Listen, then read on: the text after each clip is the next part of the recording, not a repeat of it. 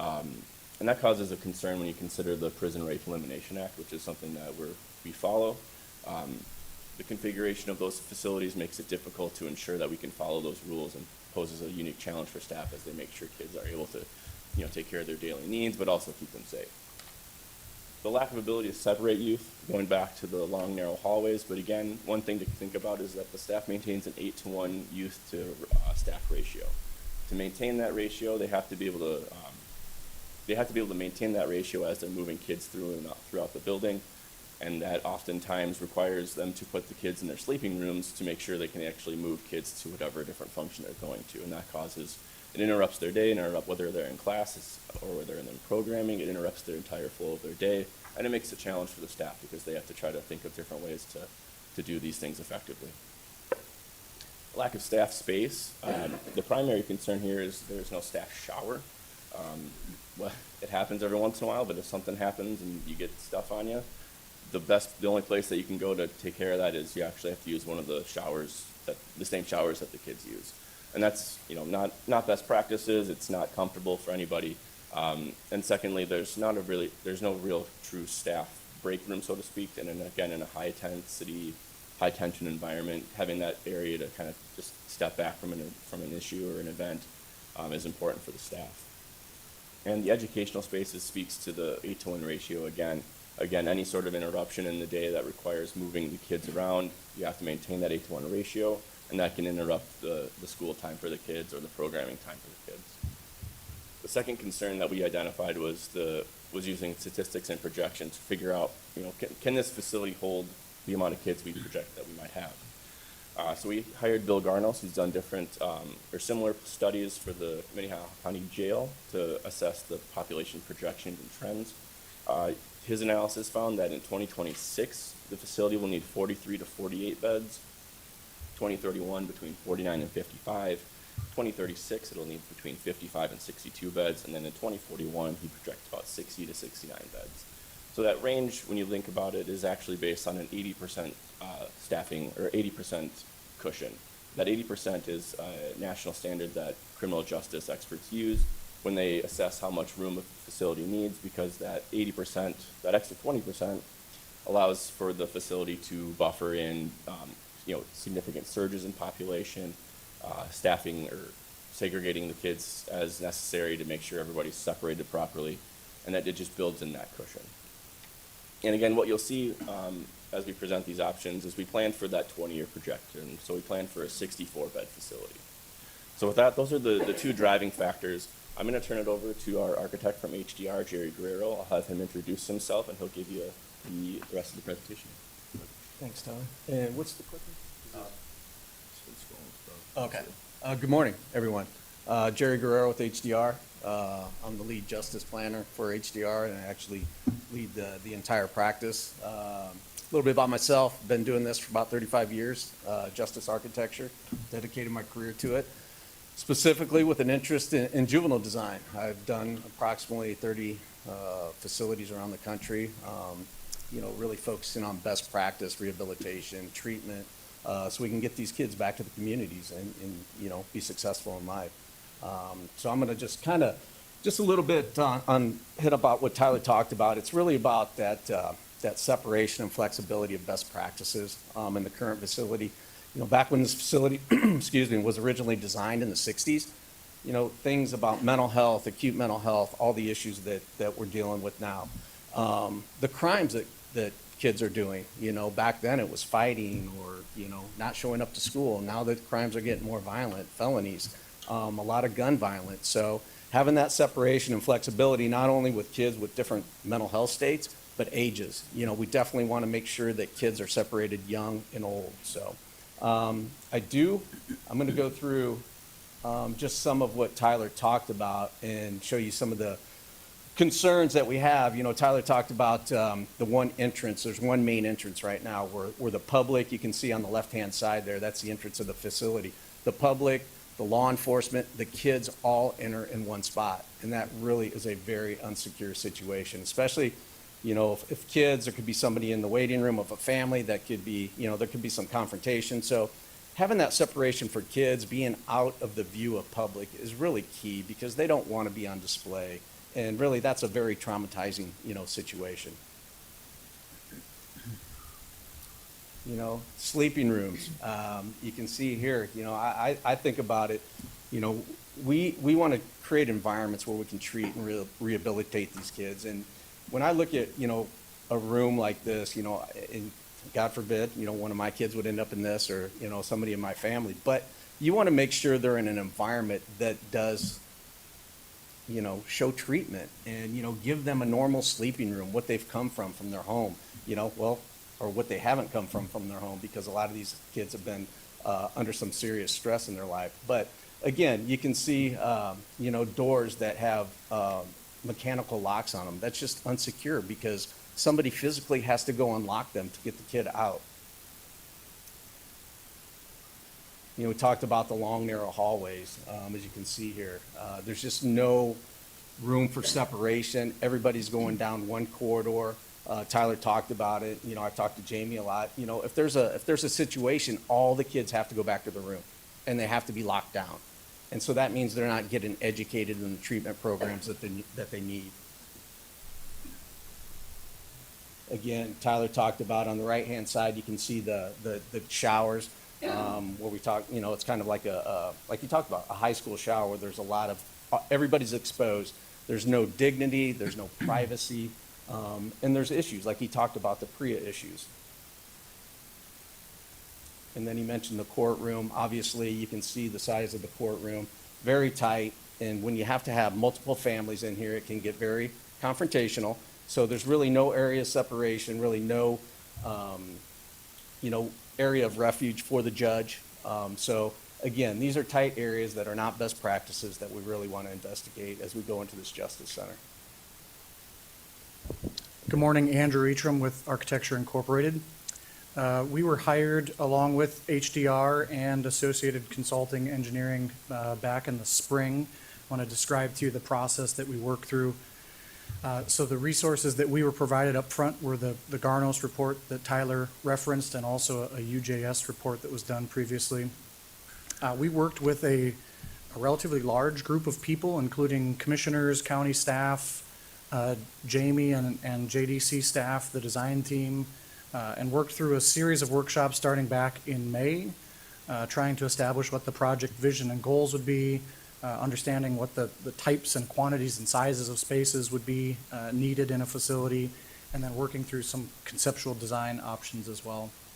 As a group, we also did a series of tours. We toured King County facility in Seattle virtually. That was a project that Jerry was involved in.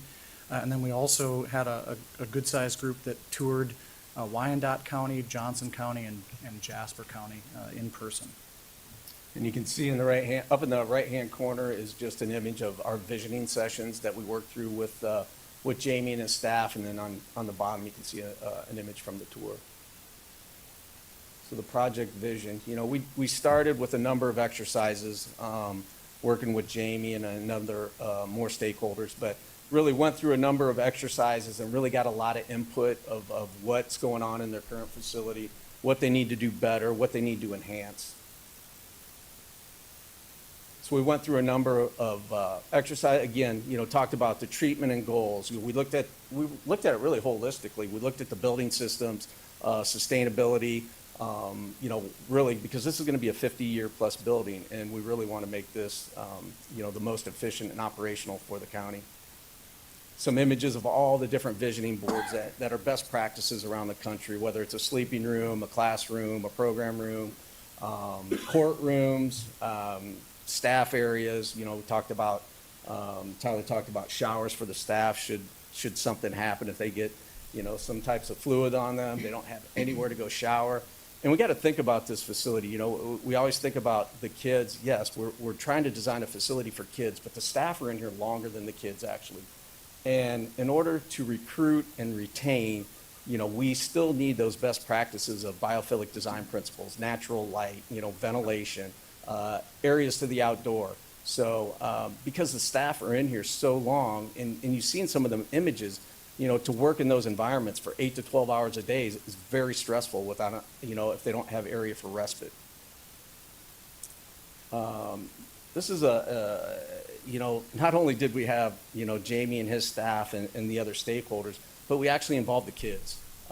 We created this activity book that showed a lot of the visioning boards and gave them activities like they could draw and design their own sleeping room. What would that be like? What would the perfect program room be like for treatment?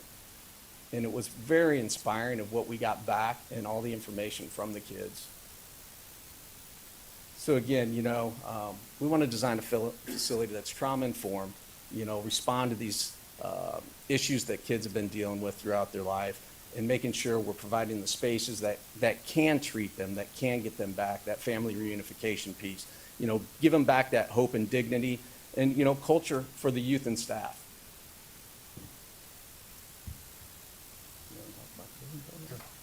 So we, with that group, worked through an understanding and put together this space list document that looks at all of the different components of the facility, understanding very specifically the needs of all of these different components within the facility. We looked at the needs for the long-term or a 20-year projections. And so behind all of these individual line items that you see is much more detail talking about each specific space, the requirements of those space, the size and quantity of those spaces. And in the end, we said, if this were to be a wholly new facility, it would be 67,000 square feet. Yeah, the other thing I want to just mention here, you know, when we vetted this, we really challenged, I think we were all challenged. The design team was challenged, the staff was challenged, Jamie's staff, of, you know, the must-have versus the nice-to-haves. And when we really vetted it out, you know, we said, let's really put them in a list. And what we came up with was the must-haves. These are must-haves for best practices of a new justice center.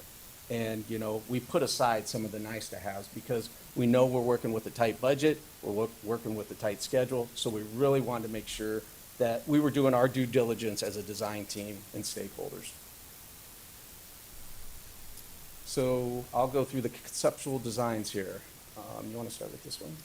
So part of the process as well was to, if this were to be a new facility, understand where that new facility would want to be constructed. And so we as a group started talking about potential locations in and around Sioux Falls, and fairly quickly came to the consensus that no new site was going to be as appropriate or check the boxes that the existing site checks. And those three critical factors that we all discussed were the ease of access for law enforcement and for the partner counties, public transportation access, so people are coming here for court or visitation, and so having ease of access for access to public transportation is important, and then also acceptance of the use. It's been here, and the neighborhood accepts this use. And so instead of pursuing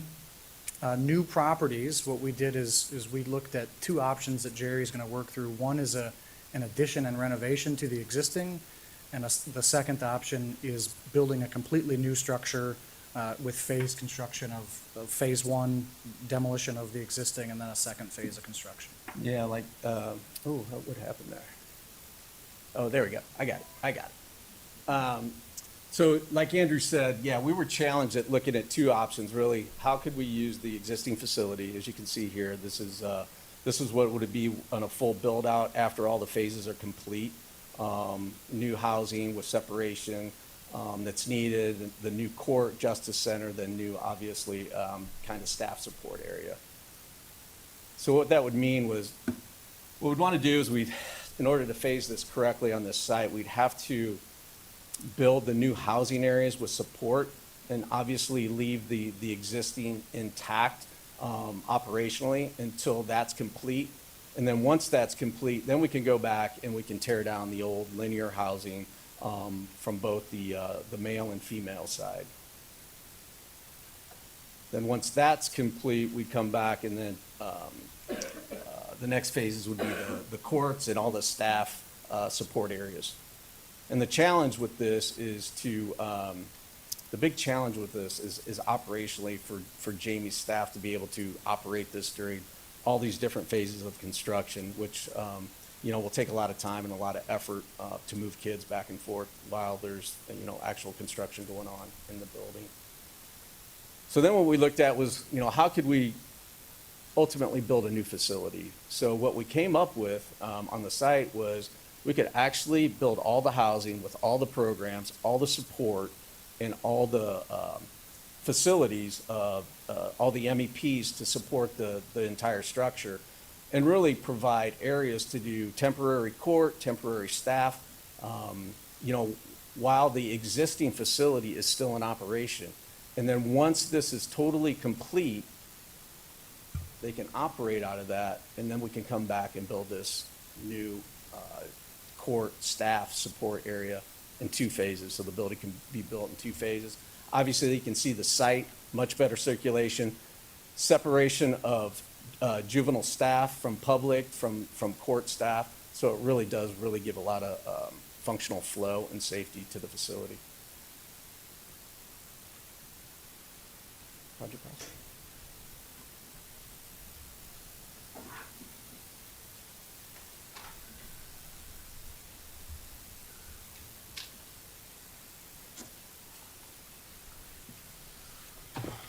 Good morning, Dave Deary, representing Henry Carlson Construction. We were hired as the construction manager for this project. So one of our first tasks here were to take a hard look at these 2 options and build what we perceive as an accurate cost model to build option 1 or option 2. And so we built 2 models, and all of our estimates were built upon 2023 pricing data. And so we're forecasting for a project that would be bought out next year. So we worked shoulder to shoulder with the design team and the ownership group, and really came up with some really good ideas. And even though what we're working with is purely conceptual, we built some pretty comprehensive cost models. And so our team of Mike Ralston and Travis Hattelstad and Tom Novak really dug deep into this project. And I believe we've really built some really solid models here. So the first option, which is the renovation and addition, we came up with a construction number of about $39.8 million. And that's a 57,000 square foot facility, built in 5 phases with a construction duration of about 31 months. And because of the amount of renovation and trying to tear the building down in bits and pieces, we carried a 15% construction contingency in that model. Additional in that is what I say is some dollars that you never get anything back for, and we're carrying about $450,000 in phasing accommodations, which are temporary partitions, temporary enclosures, and time-related expenses to build it in 5 phases as opposed to 2. The second option we looked at, 67,000 square foot facility, construction number of about $40.9 million. That facility would be built in 2 phases, but in only 27 months. And because we've taken a lot of the risk of the existing building, trying to protect it, reuse parts of it, we felt comfortable that we can use a 10% construction contingency on that. And so there again, 67,000 square feet for about $40.9 million. And these are just the construction pieces of the total project cost, and I'll let Dick here speak to the overall project cost. Good morning, Dick Strasberg with the Tegra Group. So when we add on the soft costs, we'll jump to the totals first. If we do option 1 is $48,954,000 and $40,954,000, and the option 2 is $50,307,000. So when we add in the soft costs, we add in the professional fees, which are the architecture fees, legal, owner's rep fee, survey, geotech, environmental, construction testing, and so on. That comes in at 13%. Then we have the furniture, fixtures, and equipment. Add another 5% for that. And then we've got an owner contingency of 5%. Now, going into this, we fully expected that the renovation and the doing an addition would be substantially less than building new. That was our expectation. We looked at the existing building, I'd say, more thoroughly than typical, looking at the mechanical systems, the electrical, all the building systems, the condition. We fully expected this building to come out, substantially lower than new. Now, after we run all the numbers, after doing all the research on it, what has happened on it is it's virtually the same, and you end up with 10,000 square feet less.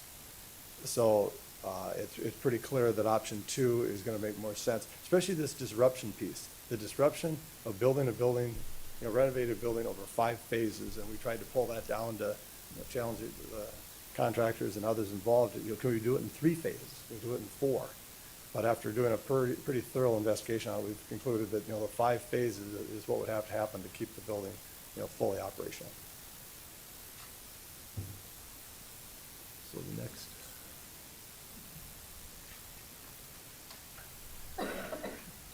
So now we're going to talk about operational costs.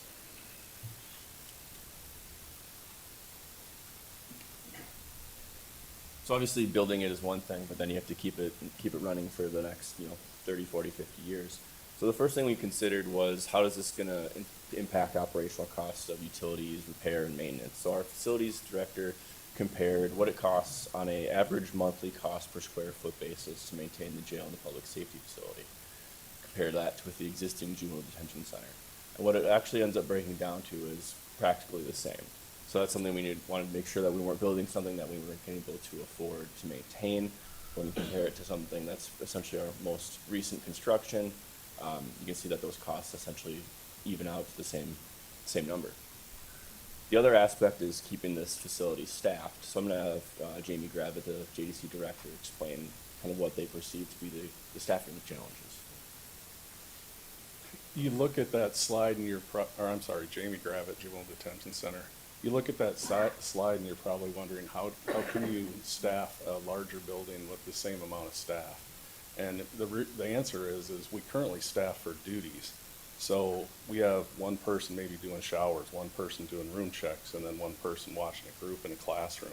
We can combine those with the new housing units to all of it gets done by one staff instead of 3. We believe we may need 1 or 2 new staff to start this when it opens.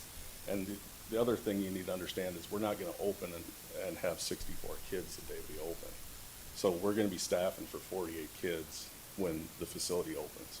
So by being able to do most of our duties within that one housing unit, we can maintain our 1-to-8 ratio staff.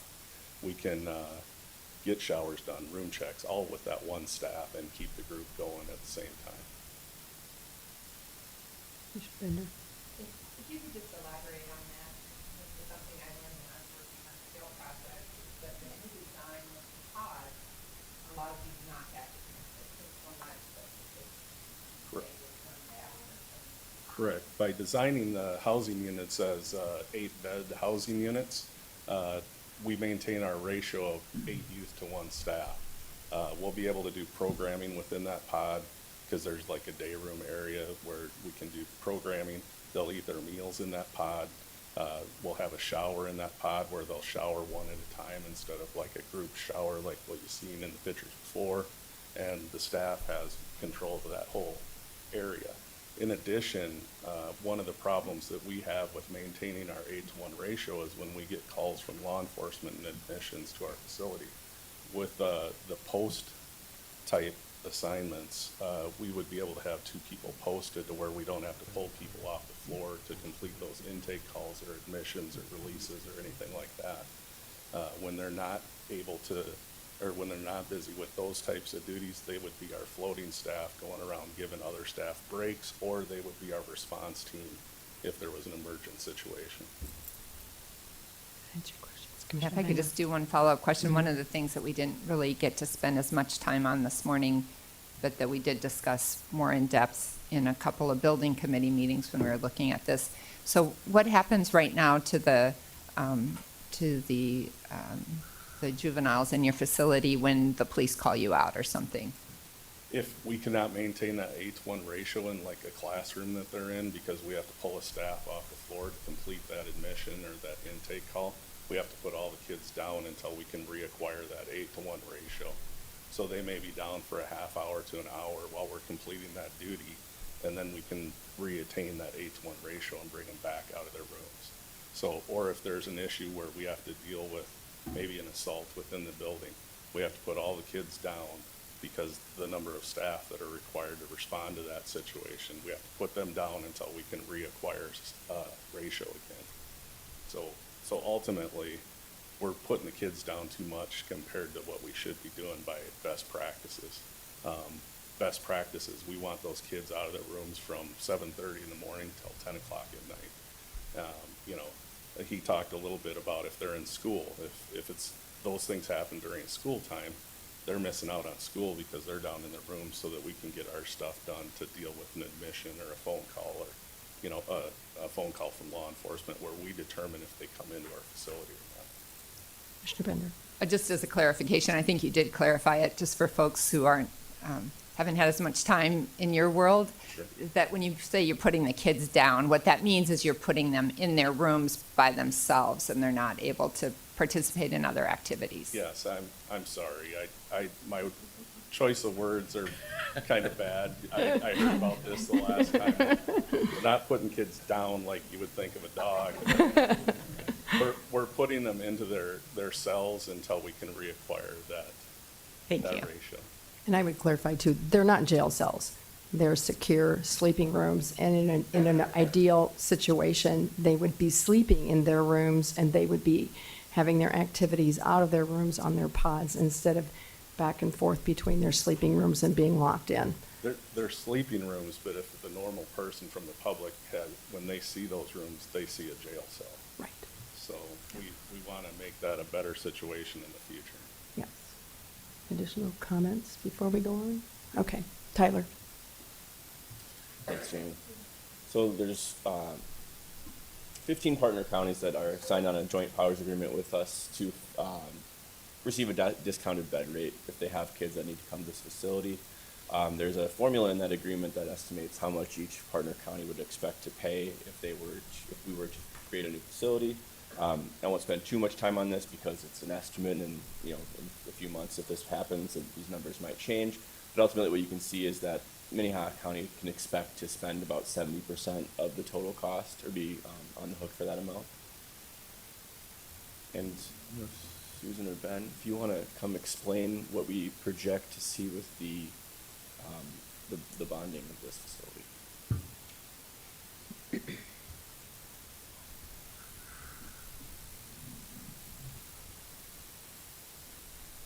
Good morning, Susan Beeman with the Auditor's Office. So what we did here was take a look at our current bond redemption property tax levies. You can see you recently approved for year 2023 our property tax budget within that fund, roughly $4.2 million in property tax revenue to which currently services our existing debt. We are estimating, based upon a $50 million bond issue with currently a 4.5% interest rate in a 20-year term, that our levy would need to, we would need to levy property tax revenue of about $8.9 million for 2024. That would result in an increase for about a $300,000 home for on an annual basis of about $63 increase. This reflects Minnehaha County's total amount of the bond payments that we are estimating for that year. And then as you can see, as things go forward, it's pretty consistent. In 2028, you'll see a decrease in the estimated levy, and that's due to the paying off of an existing other piece of debt. Questions on that slide? Yes. Susan, I'm glad we're talking about $300,000 average home, but what's the impact? Is it any different for commercial properties or ag? And if you break it down that far, it's kind of all the same thing. Tyler? So we know the value on a home, but is commercial property or ag property impacted similarly, or how does that happen? I don't have that information today. how we've usually calculated the levy at this level is just at a high level perspective. You know, there are differences in calculations and for those different types of property. I can provide that information and look into that at a later time. You know, yeah, not a hurry, but I'm just curious, you know, we always talk about the house, but Yes. there's a whole lot more than houses that we tax in Minnehaha County, so, Yeah. We can get that information for you and provide it at a subsequent meeting. thank you. Commissioner Bender? So can I go back to the previous slide where we talk about the county bond payments, the partner payments? Does that come into our general fund and then we use that to offset more operational costs? That is what we are, at this point, estimating that would happen, is that those funds would come into our general fund because Minnehaha County would have to bond for the entire amount, and we would be responsible for the entire amount of the debt service. So the bond redemption fund would be the place where we'd levy the entire amount. The members from the dollars from the member counties would come into the general fund and would help offset costs in that fund. So it's not exactly the same, but it's similar to what we do with the jail, where we entered into a contract with Lincoln County where they guaranteed so many beds, and then that money comes into our general fund and we use it to offset operational costs, Correct. in essence. Correct. It's a little different of a formula, but the end result ends up at the same place. Okay, thank you. Yep. Thank you. for If I that. could, one more Commissioner question, kind of on an operational side, Jamie, do we, like our jail, take, for lack of a better term, prisoners from other counties or states and house them? Do you have a revenue source from other counties other than these 15? Not much from other counties, mainly our 15 partner counties and the Department of Corrections. The South Dakota Department of Corrections is our second highest user behind Minnehaha County. They pay a higher rate because they're not a partner county with us, so they pay a higher rate. They don't get the discount because they've paid on bonds either in the past or going to pay on bonds in the future at this point. So once a youth has gone through the legal process and they're convicted and they're basically receiving a sentence, they might be 17 years old and they're sentenced to 20 years. For a year, they're going to be housed with you. Does the state then pay for that year until they're 18 and go to, on their 18th birthday party, they go to the state pen? That's correct. The only difference between they would be considered in the adult Department of Corrections at that point. The only difference between the juvenile Department of Corrections and adult Department of Corrections is by statute, with juveniles, the county pays for the first 7 days on a juvenile. Gives them time to assess and determine a placement. With the adult, it starts day one, so there is no 7-day period like with the juveniles, but they're paying that higher rate as well, which is right now, I believe it's $335 a day. Wow, okay. I've been wondering that. I appreciate you having that answer. Thank you. So, thank you. Okay, Susan, you want to continue on? Is there any other questions on this slide? Okay. The next slide here reflects the impact of JDC only, or a juvenile justice program bond issue in that bond redemption fund. The previous slide reflected all of our existing bond issues and payments. So this just gives a clear view for you of what a JDC project would impact. So you'll see for 2024, we would estimate that the levy would go up approximately $64 for a $300,000 home. And that includes, and in that calculation includes an increase in estimate for the preliminary abstract values, which goes into that calculation to determine the levy.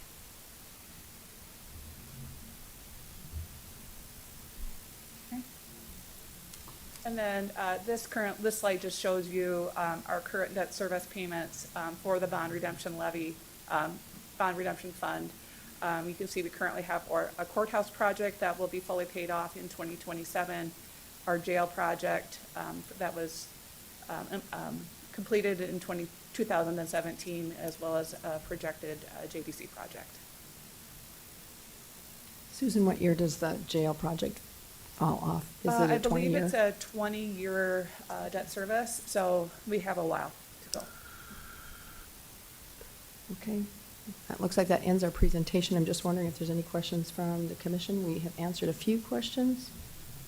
I will say, Tyler, do you want to talk a little bit about the financial review group?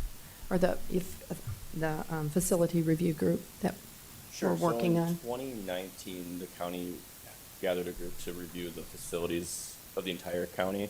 That group, one of the things they mentioned was the need for a sally port and some improvements to the courthouse at the juvenile detention center. They also suggested, a highway facility and a few other things. So one thing we have pursued is to gather that group again to get their feedback, not only on what's happened with the other projects, but this project specifically. So we're in the works to schedule a time to discuss this.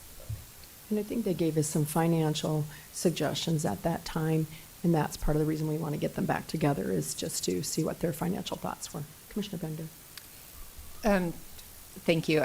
So I do think this is an important part of the process. And just for a point of clarification, this group is, when it was originally formed as a group of citizens from across Minnehaha County, reflecting a lot of different backgrounds, from people who are familiar with taxation to folks who are very familiar with financing and buildings and all kinds of things. I think they were really helpful to us in putting together a vision for our new highway facility that we were able to fund through different mechanisms, so it doesn't show up on this bond formula that we just went through. But at the time, they did tour the JDC building, but the focus was much more focused just on the Sally Port and on the courtroom. And so I think it will be really helpful to get that group back together, to help them see this whole presentation. Clearly, a lot of work has gone into this over the last year, but I think from a high level, it would be really helpful for them to take a look at it and report back to us whether there's anything that they think we're missing in this proposal. Additional questions or comments from the commission? Okay, I would ask if there's anybody in the public that wants to comment on this particular item on the agenda. Not seeing anybody moving. I would thank you, Jerry, for making the trip here to visit, and I thank you for our local people who have worked so hard on this project. It's nice to see you again, and we'll be in touch with what our next stage. Commissioner? Oh, sorry. Sorry, I just one final comment. I know we have a heavy agenda and I won't take too much time, but there's a lot of you here today that weren't here specifically for this, I'm guessing. But we would really appreciate your input as you listen to this. Like I said, we've had the opportunity as commissioners to have several building committee meetings, which is where we usually kind of vet out any new building proposal. So that might be why there weren't a lot of questions this morning, but that doesn't mean that we don't take this seriously, that we don't recognize that there's a significant financial commitment here. I think that if you have any questions, we'd really like to visit with you about it. This is a very old facility, and the pictures, there's a lot more pictures if you really would like to see the condition of what the facility looks like now. I think the jail, before we even did this last jail addition, had already switched over to this newer model of supervision of folks in custody. And we didn't have to go through that whole conversation. But when we were looking at the jail addition, this model we found was still state of the art. I mean, we didn't have to change up how we had organized and designed the pods for supervision. And those kind of things. But like anybody who's done any building recently, none of this is cheap. And so it's not a decision that we will ultimately take lightly, and we are looking for feedback. So thank you. Thanks for your comments, Commissioner Bender. Any others? Okay, with that, we'll let those guys go if they want to go. I'll free up a few chairs for people who've been standing, and we thank you for your time. And we're going to move on to item number 11, which is an appeal of a decision by the Minnehaha County Planning Commission to deny a conditional use permit number 2271 to allow a bed and breakfast establishment. Kevin. Good morning, Kevin. Good morning. I'm Kevin Hookman from the County Planning Department. And yes, this item is conditional use permit 2271, which is an appeal of that permit. The Planning Commission decision was to deny the request. The applicant is requesting to run a bed and breakfast facility out of the existing dwelling on this property. The proposed operation will use an online listing service of Airbnb to rent the entire house, and no meals are planned to be served by the petitioner. And with stating that, I've come to kind of understand that there's some confusion of why we are listing this as a conditional use permit, so I'll kind of try to explain here. Airbnb does what's called a short-term rental, where just a short rental, either it can be for a night or a couple of weeks. It's different than, say, a long-term lease where somebody rents a house for a year. Short-term rentals are not defined within the county ordinance. Airbnb is fairly new. And since it's not defined in the county ordinance, the county staff made the determination, you have a few different options. You can either allow short-term rentals everywhere. You can say they're not in the ordinance, they're not allowed anywhere. Or we decided to go with this process that a short-term rental is similar enough to a bed and breakfast, where we had classified as a bed and breakfast under the ordinance, in which case we have this public hearing so we can determine on an individual lot whether or not a Airbnb location is appropriate for this site. So that was just some background of why we are here discussing Airbnb as a bed and breakfast, to clarify that up. Planning Commission heard this item initially on September 26th. At the hearing, prior to the hearing, there was an opposition letter and a petition that was provided to the Planning Commission. 4 neighborhood residents spoke at the hearing in opposition, and the Planning Commission denied the conditional use permit with 4 votes for denial and 3 votes for approval. I'll go through maybe a couple of the items on the what was submitted. The petitioner has submitted a narrative as how they plan to operate the facility, including the Airbnb listing, how many people are going to be listing, how they're going to react to complaints for noise and that sort of thing. Some letters. There's a lot of materials for this item. I'm going to zoom down to some photos here eventually. The petitioners presented a PowerPoint at the hearing. It was provided.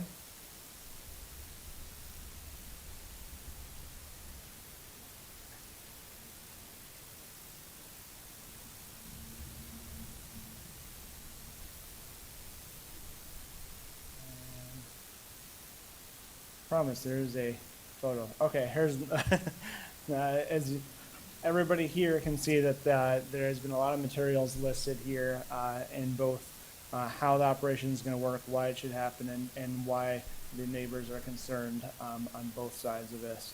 And there's the site location again. The house is located here. There's a garage. There's a long driveway.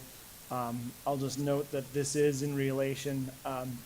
The next item on this agenda is referring to these 2 lots right up here. So they do share same driveway and have similar purposes. There's the driveway entrance into the lot. There's a large building there. There was a tennis court located right here, and the petitioner is in the process of removing that tennis court. And then here you can kind of see the house and the front yard, and then turning down the driveway to the neighbor to the south, where the property is largely screened by the existing buildings and trees. And then this is looking at the driveway, looking to the east. And then this is from the end of the driveway looking down the private road that accesses the property. The staff report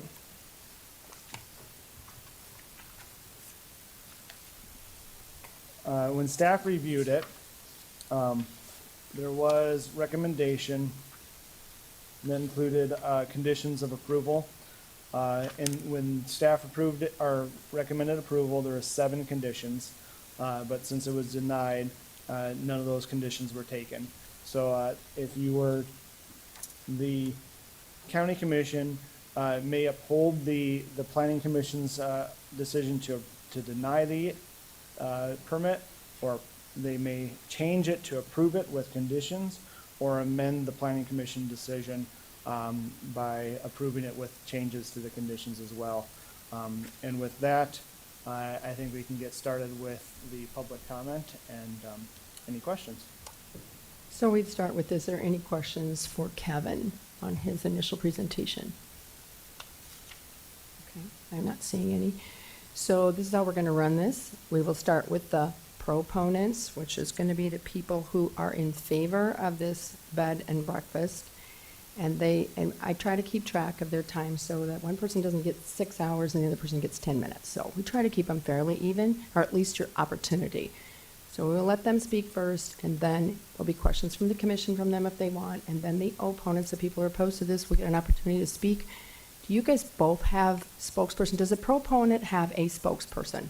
The person in favor, okay. Does the opponent side have a spokesperson? Okay, so we're looking at possibly just 2 people speaking, am I correct, or not? There'll be a few other people that will speak on the opponent side, okay?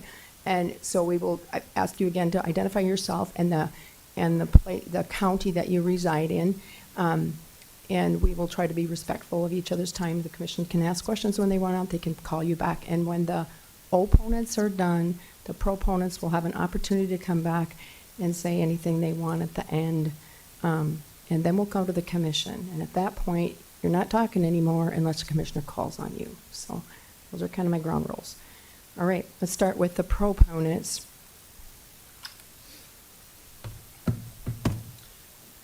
Just gonna get plugged in. Good morning. Yeah, good morning.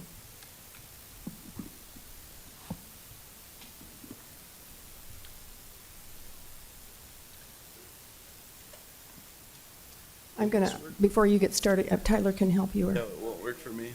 Oh, okay. I just also want to say that I did receive a lot of phone calls from the opponents, and I received a document that I sent to staff, and I think that's been given to all commissioners. Just in full disclosure that I received a lot of calls, and I think a lot of people up here did receive calls. So, okay, you can go forward. Yeah, thank you so much for that. My name is Christian Louder, 3775 Highview Drive in Colorado Springs, Colorado. I am one of the owners of the property. I'm not sure if we could possibly get up the documents that were given by us to the commission last night at all, but They're on the drop. Some of it's on Dropbox, aren't they?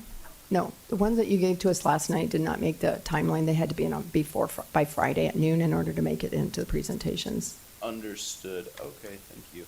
Well, yeah, so I'm just here. I'm going to keep it real brief this time. Want to just, emphasize the documents that I did provide, maybe behind the timeline there, really captures all of our resolutions for every concern that's been brought to our attention. So there's really nothing that we won't be able to handle on this. I just wanted to give a little bit about my background. I graduated with a bachelor's degree in residential property management from Ball State University. And then I have a master's degree in real estate from Georgetown University. I've worked my entire career working in property management, and I've had thousands of interactions with residents from around the country.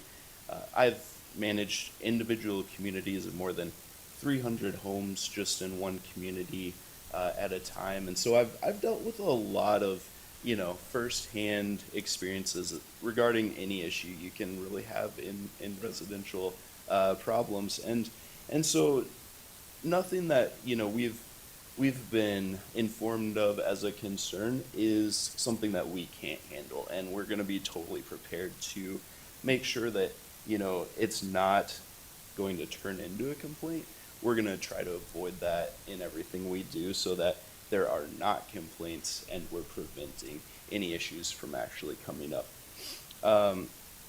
So, like I said, I've assembled quite a bit of tools and tactics to make our property run smoothly and be a great part of this community.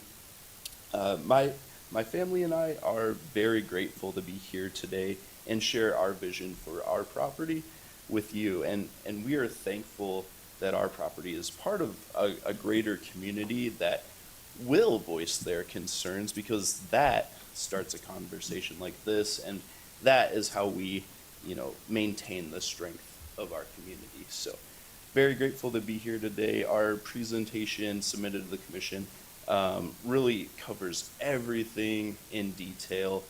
I'm here if you want to ask me any questions about what we've submitted, either to the Planning and Zoning Commission or beyond. Our community is our priority now and into the future. So just gonna real quick go over the executive summary in that document submitted last night. Spot zoning will not be an issue because the proposed structure to be placed on the subject property is congruent with the surrounding neighborhood structures and much more aesthetically pleasing than what's currently there. In the documents I gave last night, there are shoreline pictures. So we've gone out on the water, taken pictures of all of the surrounding structures on the lake, and I've done a rendering of what the new proposed structure would look like next to all the other structures. It's gonna look so much more congruent. It's gonna be kind of like night and day. The current structure is definitely deteriorating.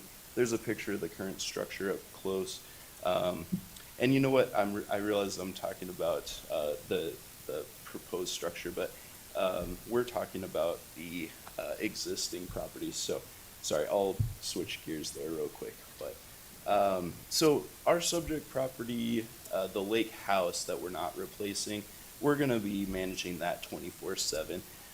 So that's going to be with my mother and stepfather Harlan, who live here, and also myself and my wife. We live in Colorado, but we have technology and tactics that are going to allow us to be able to manage the property from wherever we are.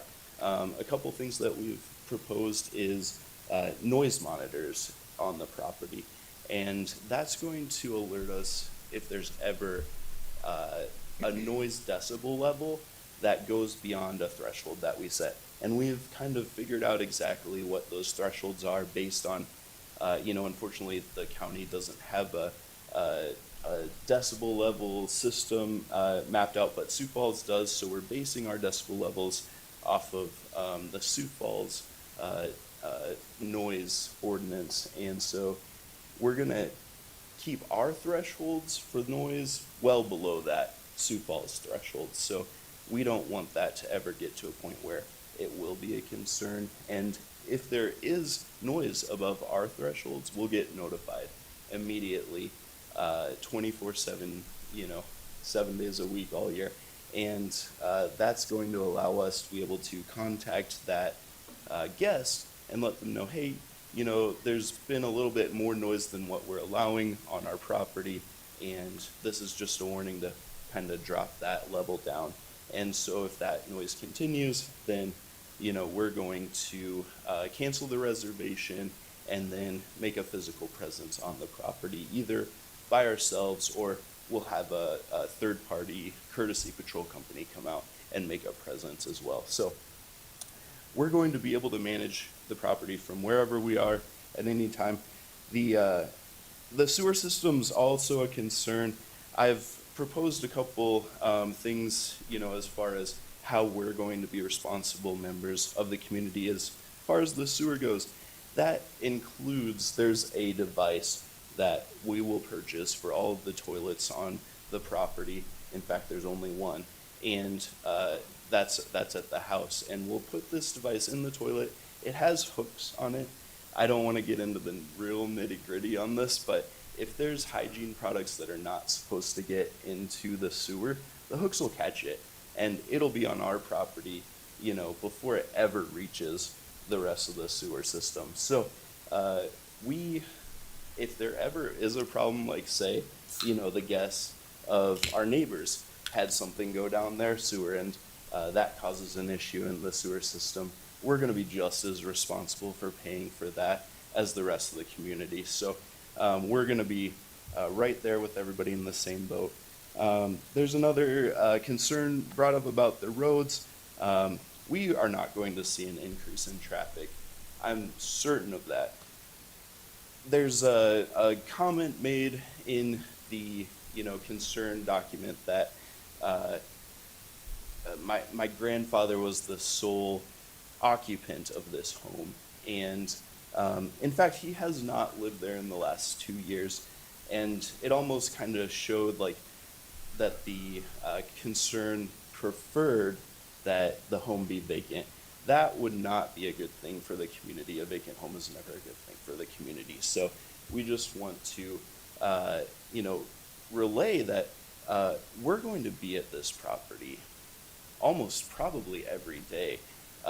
My mother will have to go over and clean the property after every guest, and we're going to maintain the property, you know, as far as lawn care and other maintenance, such as, you know, involving the home.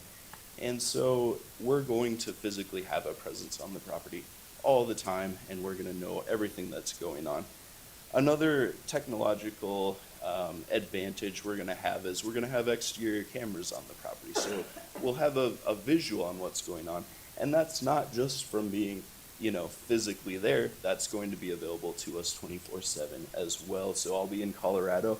I can look anytime that I want to on my Ring camera and see what's going on the property. So we're going to be all over it. Again, we're going to be proactive rather than reactive on these things. And another issue that was brought up was property values. I have a master's degree in real estate from Georgetown, and I definitely do not agree with the comment that property values are going to decrease because of an Airbnb, and just want to, you know, open the floor up to any questions. But first, you know, in conclusion, I'm certain that our conditional use permit should be approved, as it will only benefit all stakeholders. You know, we, the last vote at the Planning and Zoning Commission was, you know, narrowly denied, 3-4 vote. And so the main thing was that our group spoke a little bit too long and didn't have our argument together. So, you know, definitely don't want to do that again, and want to open it up to any questions or comments. Okay, thank you, Christian. Do you have any, Commissioner Kursky? 2 questions. I imagine you have a business plan for this property. What's your occupancy percentage anticipated? Best case scenario is maybe 60%. 60%. And that's a big part of why we do not think traffic will increase, because if you're taking a full-time homeowner living there, that's in and out every single day. And with 60% occupancy, there could be times that, you know, that the property is not occupied for 3 days, 4 days at a time. And, you know, worst case scenario, actually the average state occupancy for Airbnbs in South Dakota is 37%. So we're assuming a little bit higher than the historical averages. So the way I understand it, the family owns 5 properties out here? Oh, the parcels. So it's broken down into parcels, but there's 2 structures that we own on Wall Lake in Hartford, and two living structures that we own in. Are they adjacent to this They in are. any way? Sure. There's 6 separate parcels that are divided up. Wall Lake is notorious for the way they set the boundaries up out there. We're not completely sure how that all You happened. want to give your name, give your name. Oh, I'm sorry. Yeah. My name is Jackie Toms. Okay. 26557-559 East Shore Place is our property. Anyway, it's just divided into parcels, but it's not like it's all these different separate pieces of property. They're all combined. So essentially, the, How Commissioner many Karski, parcels yes. is this property? Commissioner Karski, do you see the white lines and the red lines? So we're talking about the one in the red line, but each one of those white lined ones are their property, correct? yes. Yes. So that's Okay. where all your property lines are. And the one right next to it, to the north of this house, is the one that we'll be talking about next, which is just the little cabin. So you own, or the property we're talking about is the red line, but you own the parcels or property that's in the white areas. Okay, thank you. That gives me perspective. Commissioner Bender. So I'm curious about the argument that I'm no doubt we're going to hear, that Airbnb usage is really a business. It's not like a rental property to a long-term renter. I've certainly stayed in Airbnb, so I'm familiar with the business model. I'm just curious what your response is to that. Thank you for bringing that up. Yeah, absolutely. I think one of the comments was made that this should be classified as a specialty resort property, which is not accurate by the legal definition of what we're operating. It's actually more closely aligned with what's called a vacation rental. And, you know, we will be earning money from this. And that money is intended to improve our property at the lake. And, you know, that money is also intended to keep this property in our family. We're not a big corporation. We're not a resort. We're not a hotel. This is two individual homes. You know, if we're talking about both permits, that we're just trying to keep in our family, and it's going to be more of like a cottage industry where it's just two small properties that my mother, you know, she'll be cleaning, she'll be actually, you know, communicating with the guests just like we will be. And it's meant more to just be a small community type feel with. Yeah. Right, it's not a commercial business. That's not what we're doing. It's just an Airbnb, and if you're familiar with an Airbnb, I mean, people have to go through a reservation process, and we have the right to decline or to accept their reservation. So it isn't like these people, and I think that was another thing that was mentioned in the opponents, is that there's going to be people out driving around looking at the property. That's not possible.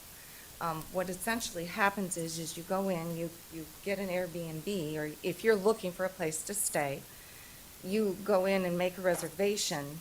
You do not get the address to the property that you're going to stay in until probably, a day or two before you actually arrive. Yeah, as I said, I'm pretty familiar with the process, so Yeah, thank you but very much. I know, but our Yeah. neighbors aren't. They aren't familiar with that process, so I'm just trying to help you understand that.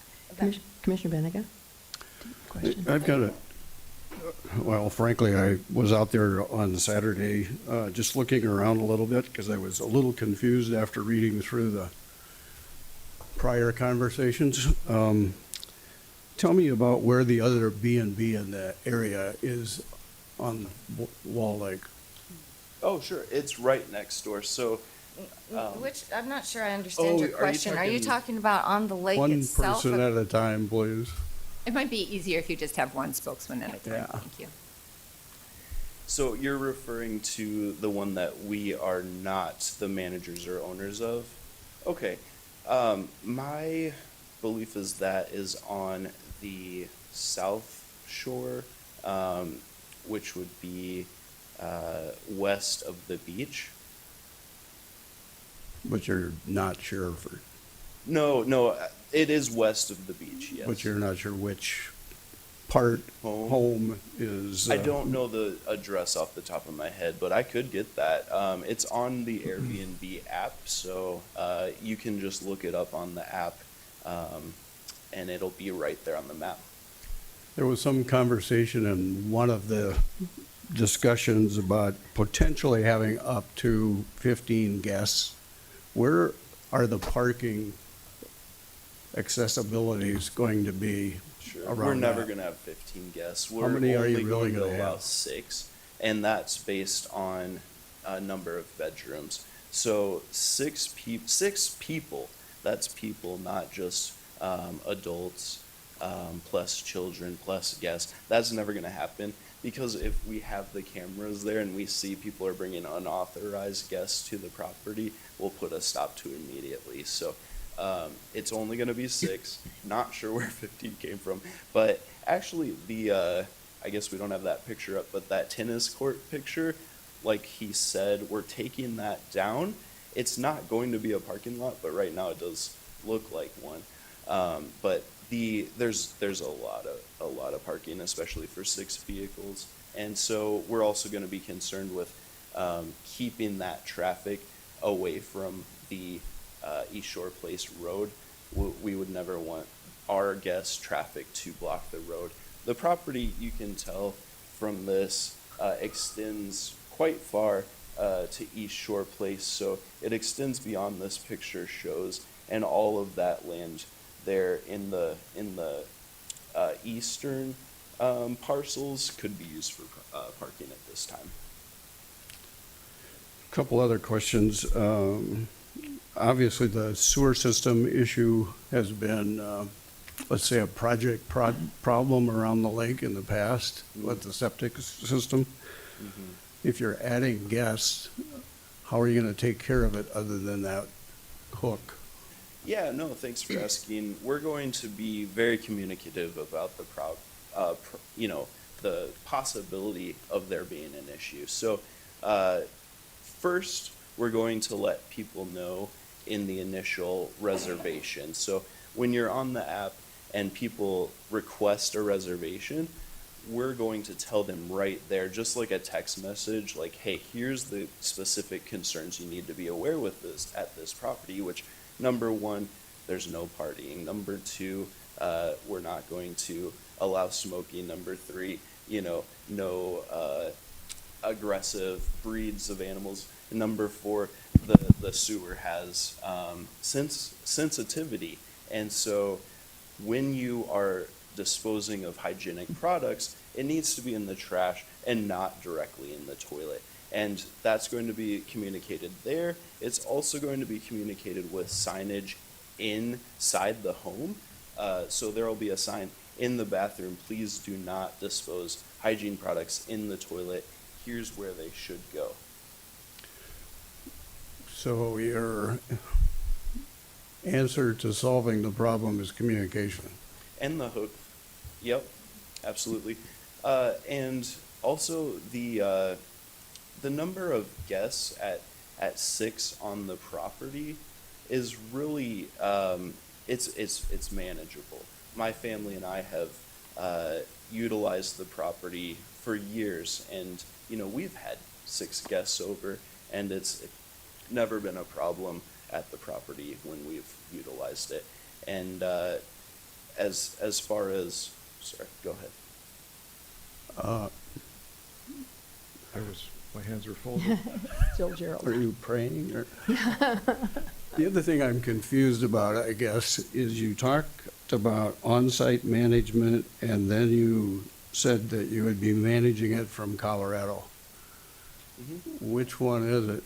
Both. Yeah, there's 4 people that'll be involved with this. 2 live in Sioux Falls and 2 live in Colorado. I have a couple. Thank you. Commissioner Barth? Christian, how would you and your mom feel about a restriction like only 30 days or longer rentals? Yeah, I mean, I could even go less than that, but Less than 30 days? Well, I think that's what we might do a house rule like that, because a restriction like that would be just fine with us. But our house rules will probably be less than a month in some fashion. The more actual reservations that we get, the better it will be for the property. So the answer is that would be okay? Yes, correct. Thank you. That was one of my questions too, is if there was a limited amount of time that they could rent. So I think you kind of answered that. My other one was just a response to Commissioner Bennigan's question that this was denied, but there was a condition that there can only be 6 people on that property at a time. So that was a part of the conditions. Commissioner Benega, or Bender, excuse me. So now I'm confused, so I want to clarify that, Commissioner Barth, were you requesting that folks have to rent the property for a minimum of 30 days? Yeah. A minimum or a maximum? I'm sorry. Well, I asked how they felt about it. That was my. Okay, so I'm not sure that you understood that. He's asking whether you would accept a restriction that says that nobody can rent for less than a 30-day period. I see. That wasn't Okay. what I was thinking. Thank you. That would not really fit with the short-term No. model at all. It would be more like a short-term lease at that point.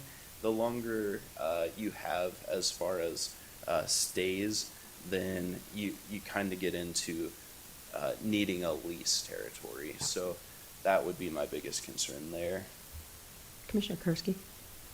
Is this on a septic system or on a sewer system? It's on the sewer, so One of the things that I want to make everyone aware of is we are already connected to the sewer in both of our homes. When the sewer was used when my father was still alive, we were out there pretty consistently. My father needed a lot of, care and that type of thing.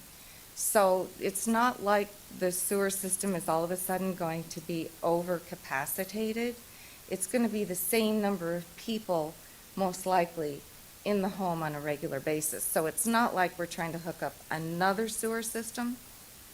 And like he said, there'll be rules and that type of thing in there, but I really don't see that the sewer system is going to be any more overcapacitated than when we were living out there. But I just wanted to make that. Thank you. And do Jackie, you I have think Jackie's experience? passionate. Jackie's passionate. Commissioner Kursky? Okay. Do you own other Airbnbs or VRBOs and other rental properties? Do you have experience in this business? yeah, I'll just say a little bit. My mother has an Airbnb in her home here in Sioux Falls, and we've had that for 3 months plus. And I'm managing it administratively through the app, and she's kind of a backup on there on the app as well. And then she's already involved with the cleaning and preparation of So the you're fairly new in rental. the business, but okay. As far as Airbnb, yes, but like I say, I've been in residential property management for 11 years, Okay. 11, 12, going on 12, and so there are short-term rentals involved with residential property management. Thank you. And, Okay. yep. Thank you. Any other questions for Christian at this point? Okay. Call you back later, Christian. So then I would look for the opponents.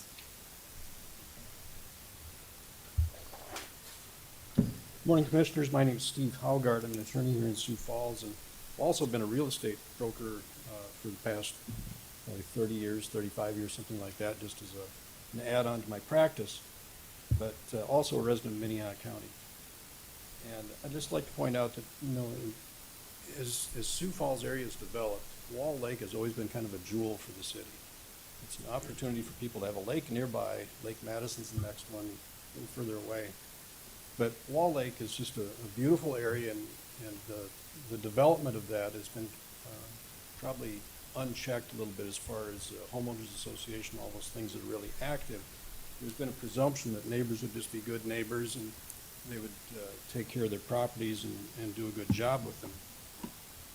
Today's news, I noticed there was an item about Dwayne Struck, passed away out by Humboldt.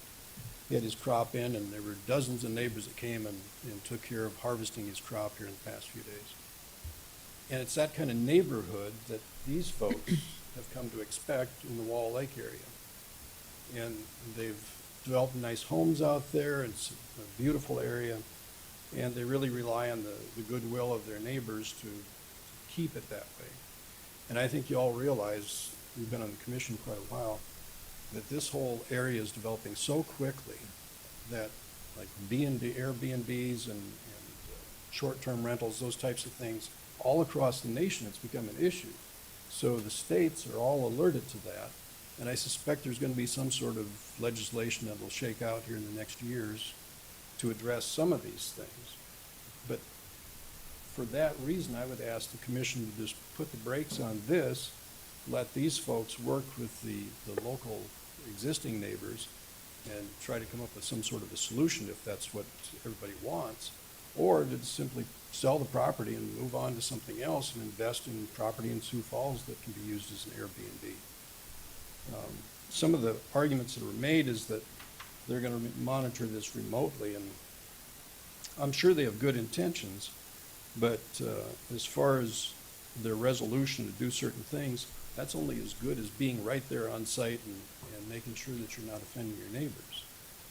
And the idea of monitoring by camera and remote monitoring, you can't solve the problem immediately. You're not the current resident. You don't, those folks that might be renting this property, they're going to be there just to enjoy the time to be in a different location, and they probably don't really care too much if they lose their deposit, or it might cost them something more, or they get kicked out the next day. So it's not at all like having a neighbor that's on site. And this really does come down to spot zoning, and it really doesn't address the issues that you're faced here. And if I could have some latitude, I'd combine 11 and 12 just as a response. Just a little bit, yep, because I did talk to our attorney about that, and it's probably a good idea. They are going to both eventually hinge upon each other at some point, so. Right. So the assertion that they're not going to have a problem, that they'll do the remote monitoring, they'll have cameras, they'll have some sort of a backup system with their hooks in the sewer and all that sort of thing. I'm glad they realize it's a highly potential for a problem there. And the fact is, those remote monitoring ideas just aren't the same as having a neighbor and having the expectations and the accountability of neighbors.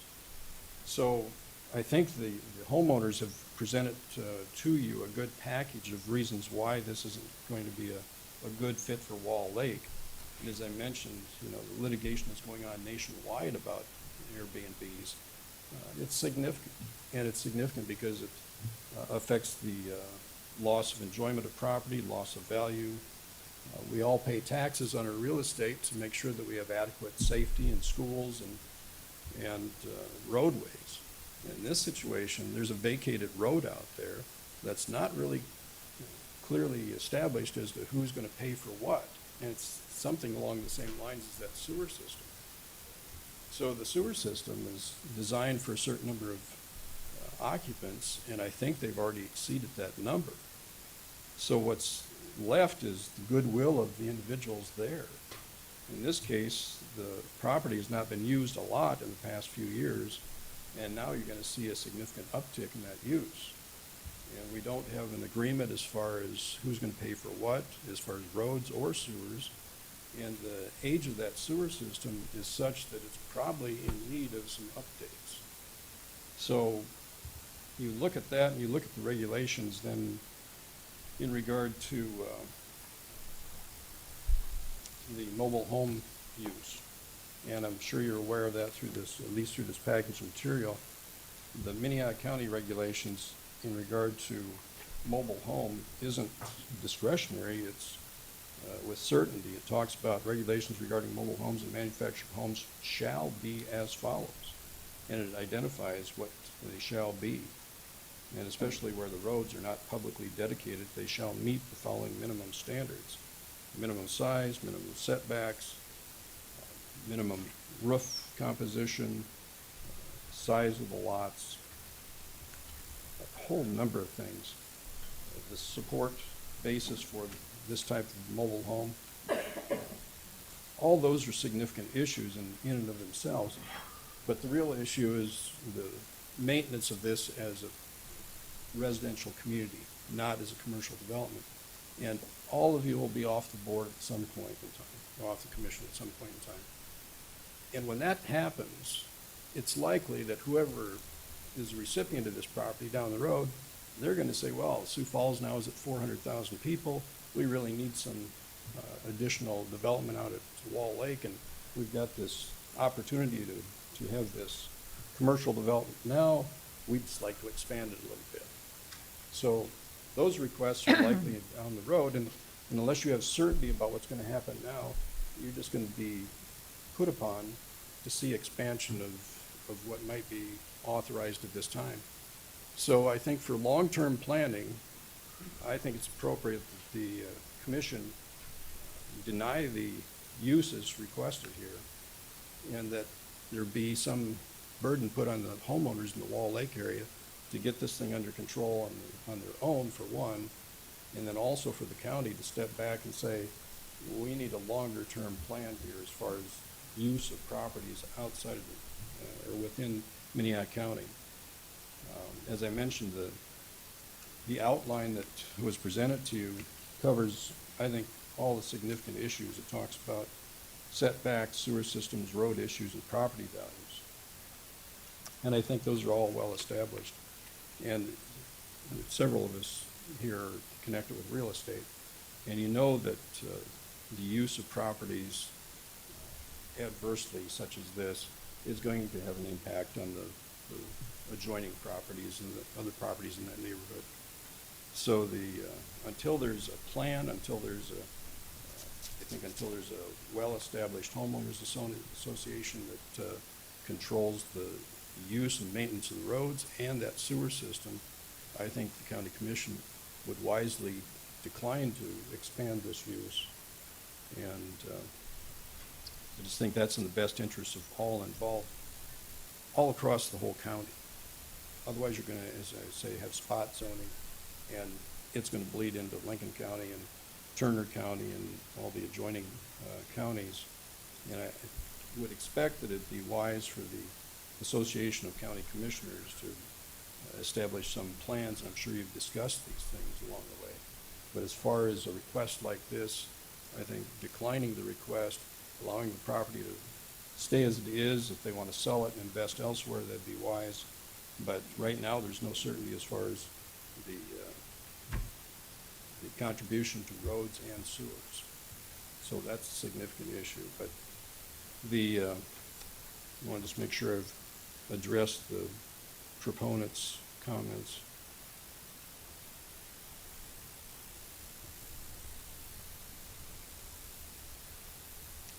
No, there is no idea about how often it's going to be occupied. And it was mentioned that the intention here is to have a cottage industry. And that isn't what Wall Lake was about. Wall Lake was about individuals that had a property there that they could enjoy. They could expect that there was going to be some certainty as far as future use by neighbors. And now this opens up a whole different can of worms. And at some point, the county needs to address this more broadly probably, but you can expect Sioux Falls is expanding dramatically. And if this is allowed, it's likely that's going to be expanded dramatically in the years ahead. So with that in mind, I just ask for you to deny this request and allow the association out there to develop, address those issues, but not to develop this into a commercial property at this time. Are there any questions for Steve? Commissioner Madam Chair, thank you. Mr. Haggard, it's always great to see you sharing the excitement of our meetings. You know, I threw out the idea of a minimum 30-day stay. Is there anything else that would make this proposal more palatable to your group? Well, an expansion like that would cause the individuals living there to be somewhat invested, but as you know, with rentals all across the area, any place in the United States, you get somebody in there and you don't want them in there, well, there's an eviction process. Right. And the eviction process is laborious these days, and too many people know what Enough, it's like. enough. Thank you. Commissioner Bender? So you're not suggesting that they couldn't rent this property out long-term if they wanted to? Well, they can potentially do that right now because it's residential, and as long as it maintains that residential feature, that's possible. Just in this That would have condition. the same issues that you just referenced about evicting a tenant. Exactly. Okay, I just want to make sure that we're clear on that. Commissioner Karski? Are there any covenants or restrictions on the property right now that you're aware of? Not that I'm aware of, and I'd like to see, I haven't had the time to look at this, I'd like to see what the deeds look like on these properties, because I'm assuming that at least in years gone by, there was probably a reference to an easement of some sort for road access. But I don't believe there's any certainty as far as the maintenance of the road. And if there was an agreement among the homeowners out there, they could clarify that right now. And those that choose not to be involved would likely be subject to some sort of suit to require that they be involved because they'd have beneficial use. Okay, was there anybody else that wanted to speak in opposition? I'd just like to. Can I ask a follow-up Yep. question? Can I ask Kevin a question? Or do you We're want me going to to come wait back to to do that? Kevin. Yeah, we'll come Okay. back to Kevin. So Okay. if there's anybody else for opposition at this. Jeff Nelson maybe was going to speak to the Okay. issue.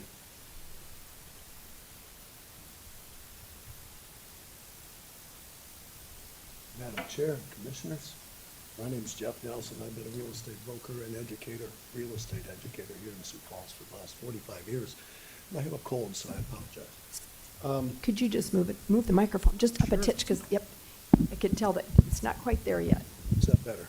Thank you. Okay. I speak against this not because of any reason, probably other than values of homes. That's what I've been doing for the last 45 years, helping people sell their homes, list their homes, and buy homes. And the most important thing that we can deal with is private property rights, so that everybody has the right to use their property as they see fit, as long as it doesn't work to the detriment of any of the other people. We can all imagine our neighbors, the people around us or in the neighborhood that we choose to live in, because it's safe, because it's our home, because we live around other people. We have schools and we have safety. And all of that's what's built Sioux Falls to what it has built over the last 45 years. Now granted, Airbnbs, bed and breakfasts, VRBOs have taken on a huge concentration all over the country. It's certainly one of the things that I see on the periodicals that I read. One of the things, Commissioner Barth, you talk about 30-day rental, and people, there's many cities that have thought that would work, but then all of a sudden you get a Summit League tournament, or you get a big soccer tournament, or you get hunting season.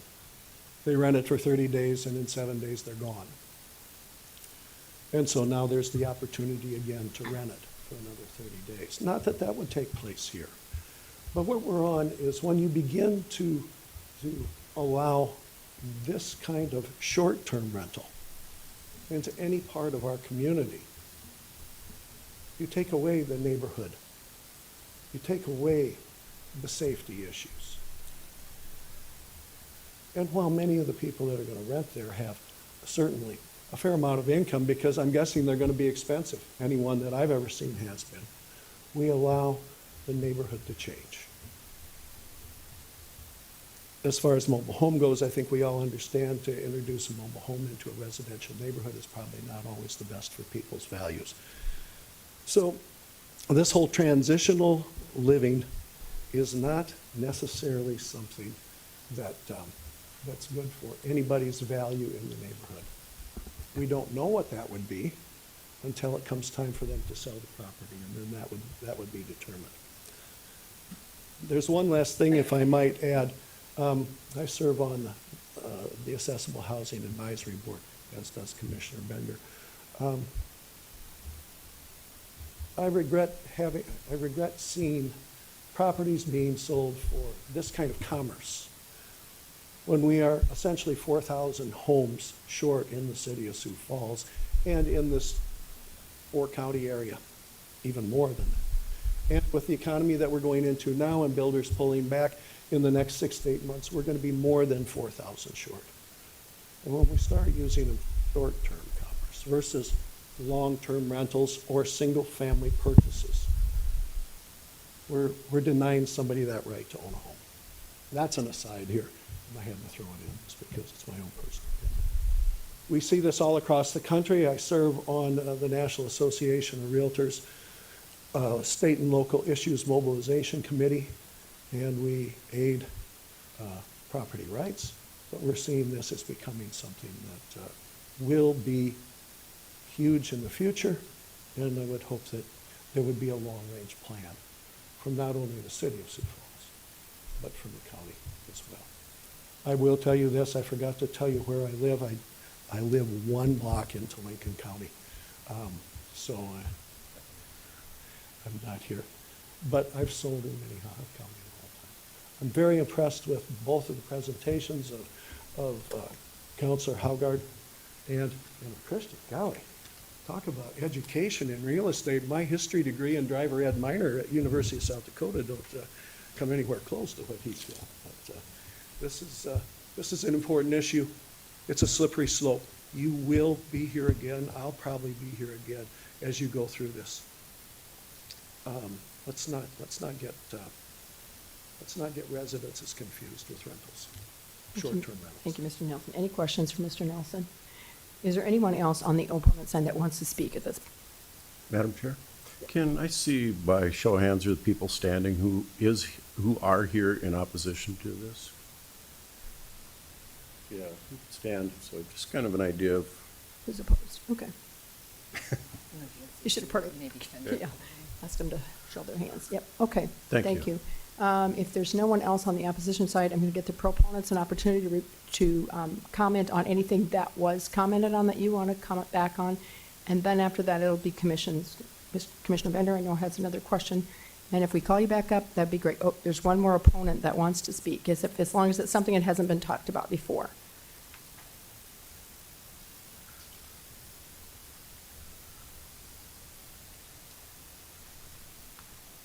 I'm Peggy Bevere, and I do live on the east side of Wall Lake. And I just wanted to bring up the fact that we did do, I'm sure in your packet you have it, a poll of the residents that live on the east side of Wall Lake. And 85% of the residents that are in single-family residential homes strongly oppose this B&B. We already have problems with traffic back there. And I know you're talking about the one issue, the current home being turned into a 6-bed B&B. That's true. That's what they're requesting. But the other issue is going to come up here shortly, where they want to put in a mobile home with 10 more beds. So that is 16 possible rental beds they would have. So to say we're only talking about 6 people, that's not true. It's 2 parts. It could potentially be 16 guests along with their friends also. And a B&B, you know, a 6-bed B&B with somebody living in the B&B, monitoring it, making sure they're following the rules, taking care of the facility, is a lot different than monitoring with cameras and sound machines. That's completely different. And the B&B that he referenced, his mother currently runs, she lives in the home. And it's like 2 or 3 bedrooms from what she presented the first time. That's a big difference than what they're proposing out at Wall Lake. Not only do 85% of the residents on the east side of Wall Lake oppose the establishment of a B&B, we also polled the west side and the south side, and we have an 80% that don't want a B&B out there either. We don't want any more people driving around looking at, we already have a lot of problems with people driving through, trying to see if there's properties for sale, just looking at the lake, and it's only going to cause more people to be coming into the Wall Lake area. It's a quiet residential area. We're safe. The kids are safe out there, and then you're going to have renters, short-term renters coming and going all the time. And at her first presentation, she said she was looking at an 80% occupancy, not 60%. They were hoping for 80% occupancy is what she said at the first meeting with the Planning and Zoning Committee. So I just want to let you know that we as taxpayers and people that live out there do not want this B&B dropped into our neighborhood. Spot zoning is what we call it. And once you get past, if you look at the definition of a B&B, once you get past 6 residents, it becomes a specialty resort. And when you have 2 buildings on the one building site, and you're renting to 16 people, potentially, that is a specialty resort. It is no longer a B&B, and there will be nobody living out there to monitor it. And to think that you can monitor it from Colorado. Peggy, thank you. We have had a lot of those things already, but thank you. Is there any questions for Peggy? Yeah, and we do have a copy of all the people who signed, so thank you. If there are no more questions for the commission, Madam Chair, I would just point out that all of the documentation we've received on this, and there's quite a bit, will be kept on file here. and it's also been read by the commissioners. Okay, so we're going to go back to the proponents for any rebuttal of comments that were made. Okay, so yes, Wall Lake is a jewel, and a couple people mentioned us selling the property, and that's why we're here today. We don't want to sell the property. This has been in our family now for generations, and there's been a ton of memories made there, and that's all we're trying to do is allow more memories to be made. And that's not just for the guests of the Airbnb. We would still be utilizing the property. Our plans are also that my mother could retire there after a few years of this. And, you know, my wife and I want to hang on to this property forever. We do not want to sell it at any point, and that could be, you know, our future retirement home. Like, this is an investment in us and in this property and in this community.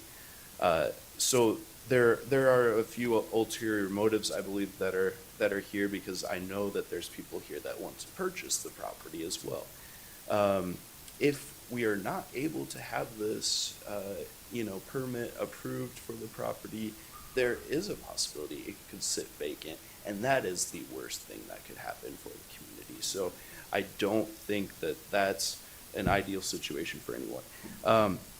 Legislation on Airbnbs was brought up. Some of the, you know, a location that was mentioned and also mentioned by the attorney here, that banned Airbnbs, the only reason they banned it was because of the housing shortage. That is an actual, you know, issue. However, if you're going to argue on one hand that this is about property values decreasing, and then on the other hand say that there's a housing shortage, those two things don't go together at all, and the property value is only going to increase. We also were told that we wouldn't be able to solve the problem immediately. In your information packet that we gave, there's information about us hiring a third-party courtesy patrol company, Signal 88. They have a presence in Sioux Falls. They patrol the city, and we would be able to contact them 24/7, and they would come out immediately and handle any issue that actually, you know, warranted their presence. But like I said from the beginning, we're here for prevention and not to react. And so I will give the comment about the sewer updates. In the Planning and Zoning Commission, there was a comment from one of the commissioners that we should apply for federal funding. I'd be happy to help apply for that. And then, again, the Planning and Zoning staff did recommend this. The cottage industry terminology was the wrong thing to say. Again, this is our family property, and we're going to treat it like our vacation home, and we're going to let our guests stay there. It's not transitional living. I'm not sure what that is.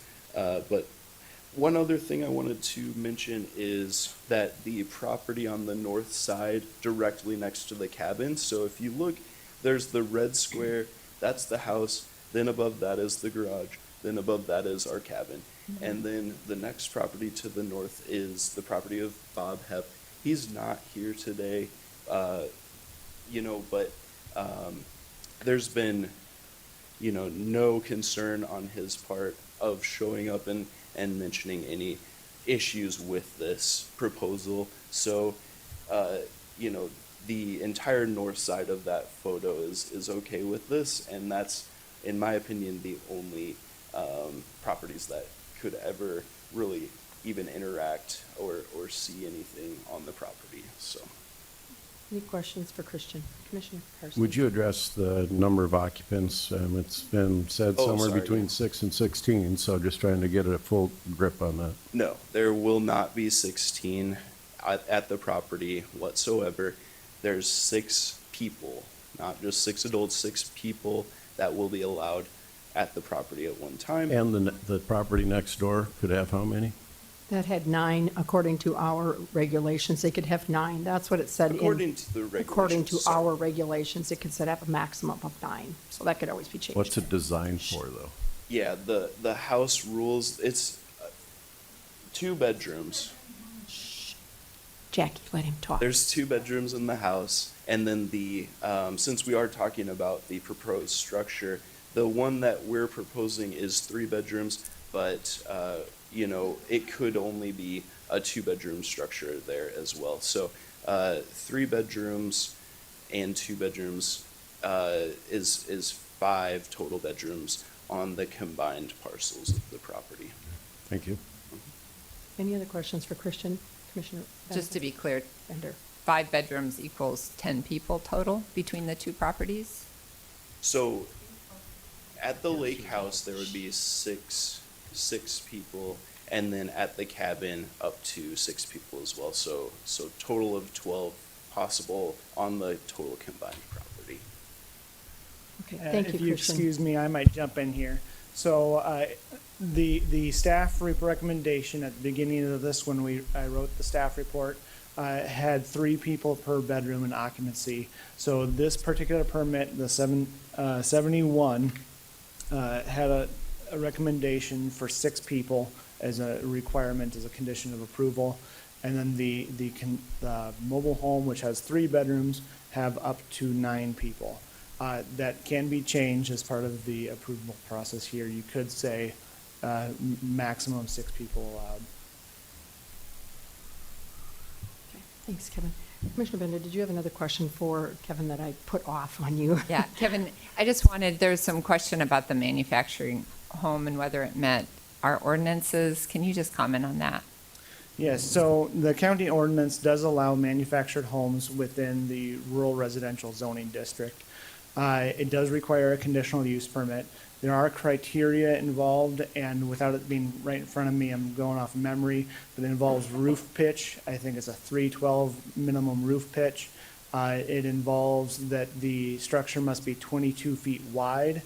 This is a double wide structure, so it would meet that 22 feet wide requirement. And it requires that it has a permanent footing underneath the structure. So, and that's a pier footing. It can be wrapped in a skirt. It doesn't have to be a foundation like a regular house. That was all part of a change that was made a couple years ago. Any other questions for Kevin? Commissioner Kursky? So is this why this is a conditional use permit hearing, is simply because it's going to be a manufactured home replacing a manufactured home? We're not doing the manufactured home right now, we're doing the other one. I know, So, but oh. why, I'm fuzzy, why is this a CUP?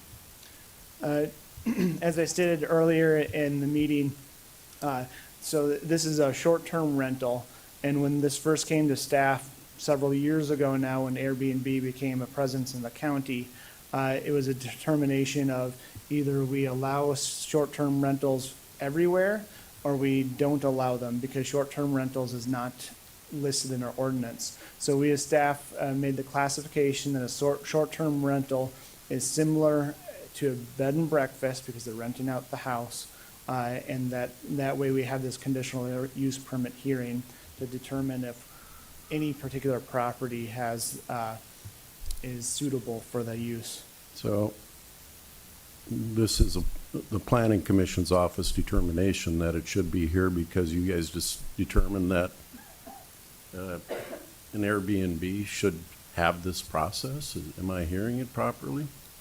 Kind of, yes, because if it's not in the ordinance, we have to make that determination. We have permitted approximately, 6 or 7 similar Airbnb rental units throughout the county. Some of them were permitted in whole house rental vacation home styles like this. A couple of others have had people living in the house and renting out a portion of the house. Kind of an aside to that comment, I feel that's the type of thing that really should come before the commission in the form of an ordinance, not just a staff decision that this is what we're going to do. I'd prefer to see going forward that there's be some rules promulgated on this, because we don't have any rules, and we're kind of allowing you guys to set the rules and the standards, and I think we should, as a commission body, be the ones that, when it comes to this type of thing, make that determination. So, Commissioner Karski, I would say there is a determination. There is no ordinance for Airbnbs or part-time rentals. Exactly. And so that automatically puts it into a conditional use permit, just like many other things in our ordinances that are conditional use permits. And so if we want an ordinance on Airbnbs and rentals and that type of stuff, then we'll need to work on one. if I may, Madam Chair, just looking to our attorney, is that true that if it's not an ordinance, it automatically becomes a conditional use permit? That way, no, not automatic. There are a list of items that, as Kevin's pointed out, do fall under the requirement. Gary, tell everybody else to turn the mic on and I don't turn it on. For the record, Eric Bogue, State's Attorney's Office. Again, the question, as phrased, no, that's not an automatic. But as planning is articulated, there are certain items that are listed and others that fall under general classifications that the Planning and Zoning Office has required to follow a certain process, and this is required here to obtain a hearing for the input that we were seeing this morning and what the planning board saw earlier. I guess I feel like we're making up the rules as we go along in this circumstance, and maybe I'm totally off base, but it's an interesting process.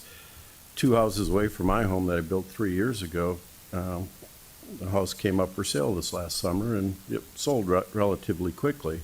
Come to find out, it's going to be a rental property. Well, nobody in our neighborhood, our HOA, was happy about that, but they said it's okay, it's going to be a long-term rental, minimum of 6 months. My perspective is I'd rather have a short-term rental and deal with short-term problems than long-term problems.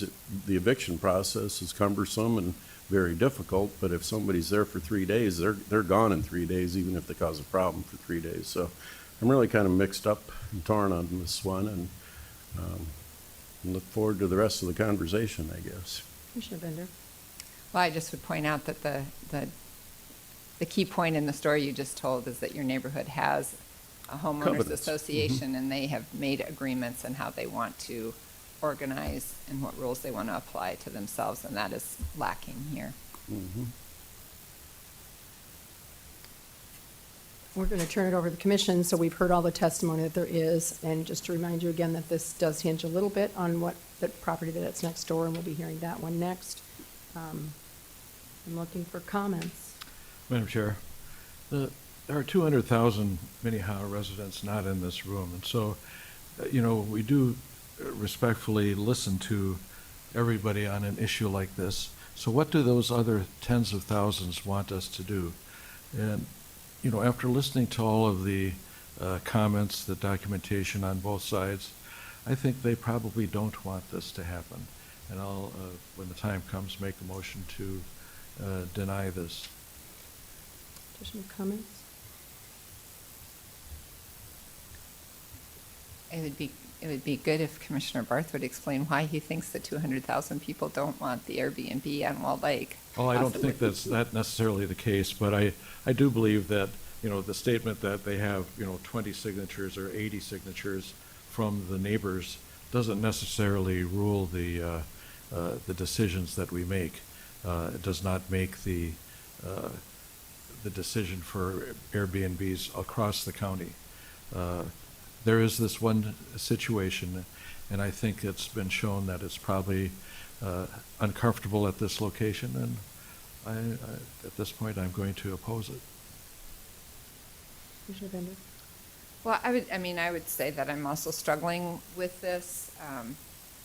I think that we've had a lot of conversation as a commission about private property rights. That's come up this morning a little bit. And generally, I'm a proponent of private property rights.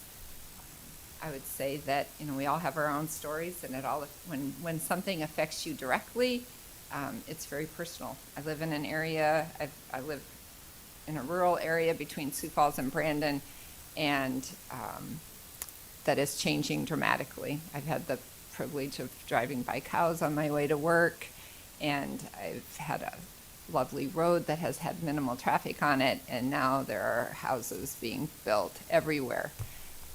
Jeff and I, as he mentioned, sit on the Accessible Housing Board, where we are working on low-income housing. The city of Sioux Falls approved a TIF last night to promote accessible housing, affordable housing. It happens to be in my neighborhood, and it's going to dramatically change the traffic flows, the number of people in my neighborhood. I shed a little tear every time I drive home and see all the roads that are being cut out onto Madison, the road I travel every day. So no, I'm not super excited about that. But I always think my option is I could have bought all that land maybe if somebody had left me zillions of dollars. I didn't do that, so those people have the right to utilize that property in the way that they see fit. And that is what I'm really struggling with here. I also live in a neighborhood where we did not have a road maintenance agreement, but it was private roads. And we spent years trying to get all the neighbors together because there were gravel roads, and we were trying to get them paved, and it was not a fun process, and it was not an easy process. But we do now finally have an agreement with everybody in our neighborhood for how we share in the costs and what the rules are of, the weight limits and things like that. And, we could be saved being here today if Wall Lake neighborhood, east side of Wall Lake, somebody had put together a neighborhood association before now to address how you want to mutually support and enhance your neighborhood, what the rules you think are acceptable. And I have a hard time sitting here when we've approved other Airbnbs, not approving this one. And so that's what I'm really struggling with right now.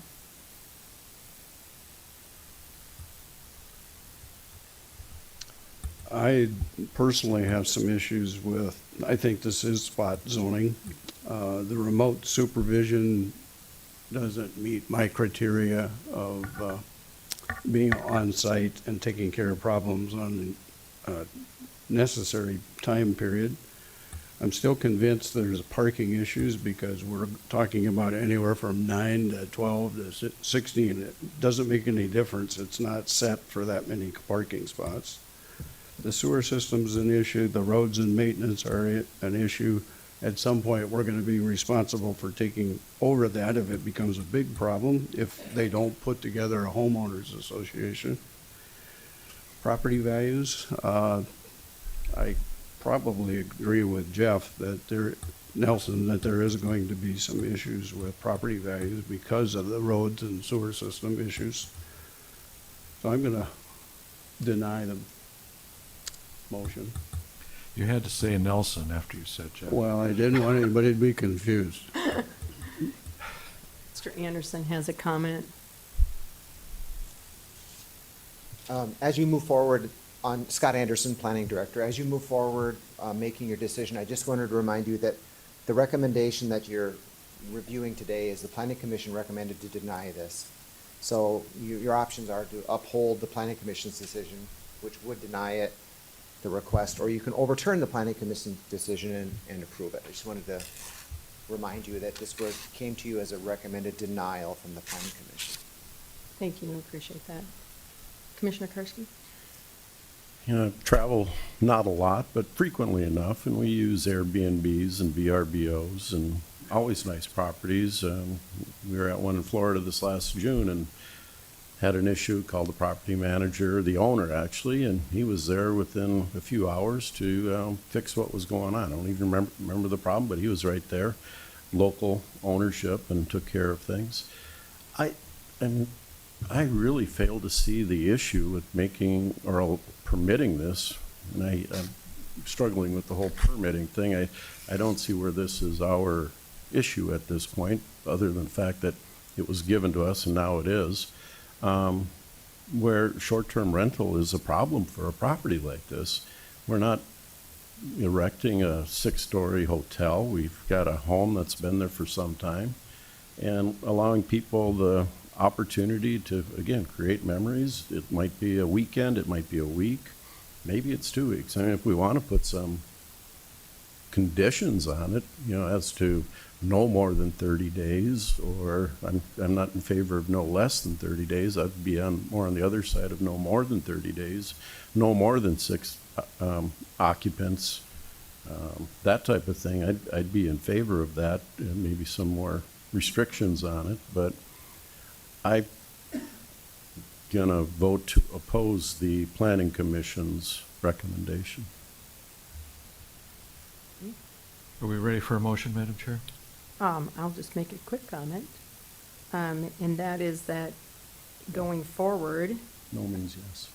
one of the things I would like to see us discuss as a planning commission in a commission is that maybe licenses or conditional use permits like this have an end like a liquor license, and so they could be reviewed, particularly if people are concerned about them, and so maybe they go, they have, just thinking off the top of my head, maybe they have a conditional use permit for 2 years with review by the, so the neighbors would have an opportunity to speak again about it and see if everything was, obviously the commission can go in at any time and look at it, but if there's a renewal on licenses for short-term rentals like this, at least it would be more on the top of what the commission was actually looking at, or at least the planning and zoning would review it, because it'd go through the whole cycle again, and there would be a renewal of that conditional use permit. I also am going to jump on Commissioner Bender's bandwagon about the road maintenance group and a homeowner association or a covenant. You guys, you already have gotten together. This is something you should do. If you want to keep your communities in a certain way, you need to have something like that to protect yourselves and not bring it to us. And I mean, when I started reading all this information, that was the first thing I thought of is, where's your homeowners association or your covenant? I'm having a really hard time with this one too, because I recognize I've used Airbnbs. I like them. I've had cameras all over, but I will say that I stayed at a wonderful property recently, and we had a little issue, and we never got any response, not even after I left. But we were able to take care of the issue ourselves, so it wasn't a huge deal. But when you do have a problem, you want to be able to contact people. I'm going to vote no on this only because 80% of the people are so opposed to this, and I think that I don't know how it's going to go for sure. Pretty sure I know how it's going to go. I think you need to work with your neighbors and figure out how you could make it work. Having us come here and oppose 80% of the neighborhood is uncomfortable to me. And so I've definitely been back and forth too. So I think I'm looking for a motion. I'm also looking at my attorney. So maybe not. Okay. I'm looking for a motion. Madam Unless Chair. Commissioner Bender has a comment. No. Okay. I'll make a motion to uphold the Planning Commission's decision to deny. I'll second that. Any other discussion? Have to do a roll call vote. Barth, Aye. Benega, Aye. Bender, No. Karski, No. Heiberger. Aye. Motion passes 3-2. All right, we're going to move on to the next one, which is appeal number 12. Appeal the decision of the Minnehaha County Planning Commission to approve the conditional use permit 22-72 to allow a bed and breakfast establishment to replace an existing dwelling with a manufactured dwelling. Kevin. All right, I'm back. I'm gonna bring up the next item here. All right, so conditional use permit 2272. And this is similar and related to the last one we just heard. The petitioner is requesting to allow a bed and breakfast establishment on the property and to allow a manufactured dwelling to replace the existing cabin on the property. And you can see here the subject property is immediately north of where the last property was, is this long area here. The Planning Commission heard this item on September 26th as well. And this item had an approved by the Planning Commission with 5 votes for approval and 1 vote for denial. And that was with both the Airbnb and the manufactured house on the site, or the Airbnb would be in the manufactured house. It was, I do recall telling the commission at that time that as this kind of has two parts, you are capable of amending the approval and say approving one aspect of it and denying the other aspect of it, if that's what you so choose. Say, yeah. Let's see, what other information do I want to include? Yeah, otherwise the similar requests, so Airbnb where there's no meals are going to be served by the petitioner, and the petitioner will be living off-site. The manufactured dwelling is allowed with an approved conditional use, as we discussed, with the requirements of the ordinance with roof pitch and wideness and foundation. And as I stated, the permit was approved, so you have the decision to uphold the approval, deny, or amend the planning commission decision, and we can go with public comment then. I have one question, just because I think I blanked out when I was thinking about this a second. So, do we have to approve both the bed and breakfast concept and the fact that it can be a mobile home, or do we have to approve that? So you can, so it's one application, so you can kind of divide out the parts. So if you wanted to follow the previous permit, say not allow the Airbnb, you could say we're not going to allow that, but we will allow the manufactured house. I can bring up the conditions for the permit.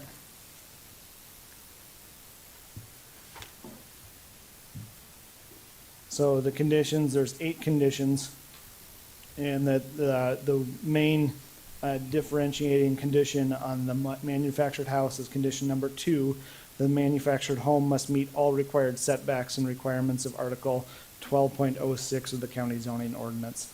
And then many of the other conditions, or the other conditions, are relating to the Airbnb on the property.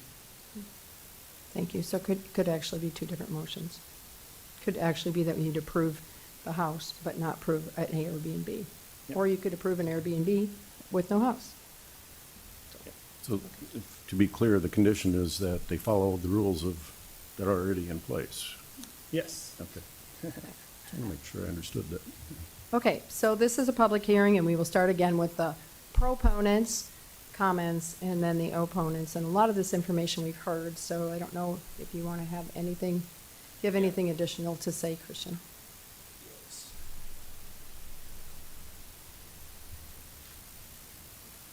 Okay, so now that the house has been denied, we're left with the cabin. So again, the cabin is even more separated from neighbors than the house, except we have Bob Hepp right there, who is not opposed to this decision. And so there was, a comment about my mother, not being able to spend enough time here. I just want to mention that she's a substitute teacher, a part-time substitute teacher right now, and she would likely be accepting less assignments to take care of this property. The fact that we're not talking about the house anymore means we're talking about 6 people. It's going to be extremely easy to manage. Your concern that I need to get with the neighbors is totally valid, and I 100% agree with that. I think the bottom line that there's opposition whatsoever is a misunderstanding of Airbnb and what it is, and no confidence in our ability to manage the property. Otherwise, I don't see, what the issue could be. And what I think that means is the onus is on us. It's on us to show everyone that we can manage this and that it's going to be a great thing not for the community, not just a good thing. It's going to be a great thing. Property values are going to go up. There's going to be a hospitality option in the community, which is, there's not one in the area whatsoever right now. And so this permit allows us that demonstration.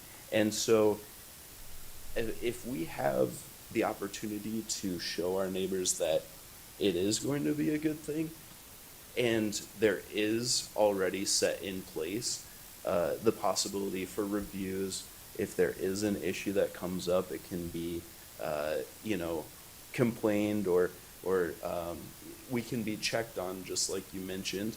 And then this is a conditional use permit. It can be taken away.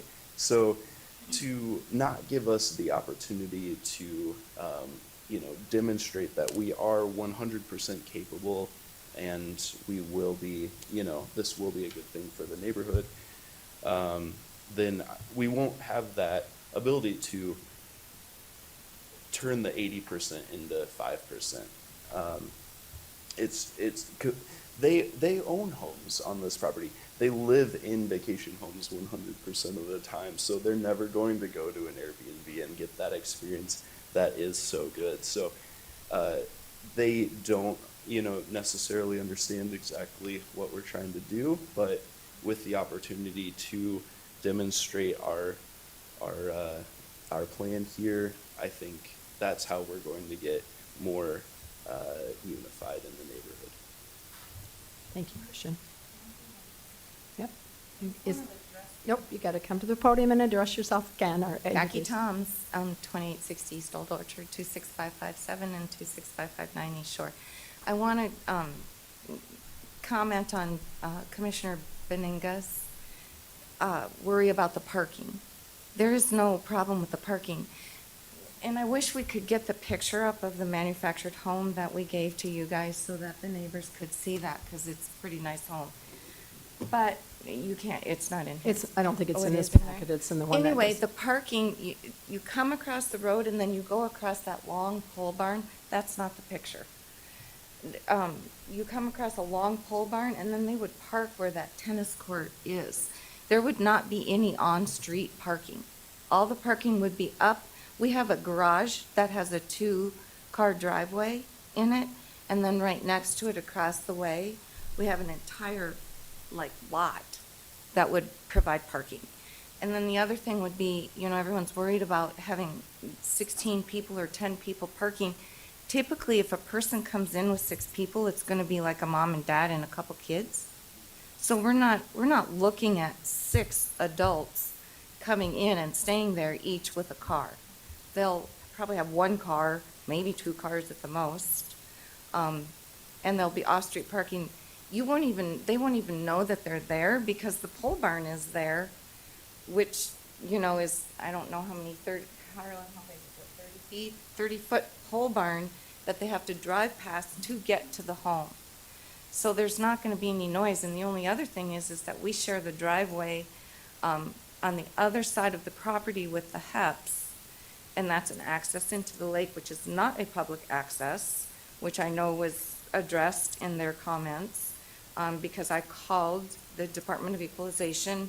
I have a document from the Register of Deeds showing that that was a vacated road quite some time ago. And like I said, we share that with Bob Hepp, with the Hepp family, and they don't have any problem with it either. And we did have someone in there renting it this last summer, last summer and the summer before in the cabin. So, and Lori Lanfer actually asked me if she would allow me to have her employee rent the brick house, because it would be more convenient for her to have her employee right next to her. So she asked me if we could rent it. That was a couple years ago when my dad first moved in with me. Let's stay on task Okay, here. okay. Are there any other comments from the Just wanted proponent to side? resolve the parking. Christian? And just a reminder about parking too, is that you were concerned about 2 properties having parking. Now it's just 1. Okay. Any other proponents? I think that was Christian said, and then opponents. Well, thank you very much for your attention to this issue, and I appreciate the sensitivity of it. As far as the bed and breakfast side, same arguments, I would hope for the same results. As far as the mobile home use or manufactured home use, if you refer to section 12.06 of the additional use regulations, you'll see that in section A, it talks about a park intended for placement of mobile homes or manufactured homes. In section B, it talks about a subdivision for mobile homes or manufactured homes. That's a whole different category. Mr. Bowe can expand on that. As far as what appears to be the historical intention of this was that this is intended for a larger spread of several of these manufactured homes or mobile homes. And when you get down to section C, that I think really addresses the idea that a manufactured home may be considered for conditional use as specified in the district. It talks about what that manufactured home would look like, and even the one in the picture, that might just be sitting on a lot for display or sale or something. But the regulations themselves require that both the piers and the foundational walls be 42 inches below grade. So there might be some confusion on the part of the applicants for this. You look at section D then, and that's where you address the idea that mobile homes which are non-conforming uses may be replaced with another such structure. And that's where you run into the existing mobile homes that are scattered around the county. And I know that's it's very sensitive there to make sure that if that's going to be replaced or updated or upgraded, that that be done quickly and that be done to conform with these rules and regulations. So, as I point out, the first sections are talking about the idea of developing a whole neighborhood of manufactured homes or mobile homes, and that doesn't fit with what's being requested here. This request can be completely different, going from an existing structure to a temporary structure, a manufactured structure. And as I point out, section D covers that. And that section D is really contemplating the situation where you've got an existing mobile home that's been grandfathered in over the years, and now you're going to ask to do something to replace it. So in this situation, it doesn't fit. I don't think it fits within 12.06, and therefore I'd ask you to deny that too. Thank you. Anyone else on the opponent side? Anybody on the proponent side want to rebuttal that? I'm having our state's attorneys looking quick, so. Yeah, the Planning and Zoning Commission did already, not only the staff recommended it, but the commission already approved it. The manufacturer of the home deals with this stuff all the time, and that's their job, to make sure that these homes comply with what the zoning, what the building code require. And so everything will be up to standard with this home. He mentioned there needing to be a trailer park. We do not want, our property to be a trailer park. It's a one-for-one replacement, and I think that's really what the Planning and Zoning Commission was on board for. It's replacing a decaying structure with a brand new structure with better utilities, with better just overall structure to the home. So it's going to be night and day. Some of the pictures I've put in my materials just show that it's going to look so much more congruent with the surrounding structures than what's currently there. Thank you, Christian. Yeah, question? No, yeah. Any questions for Christian? Okay, I'm waiting to see if Eric has any comments.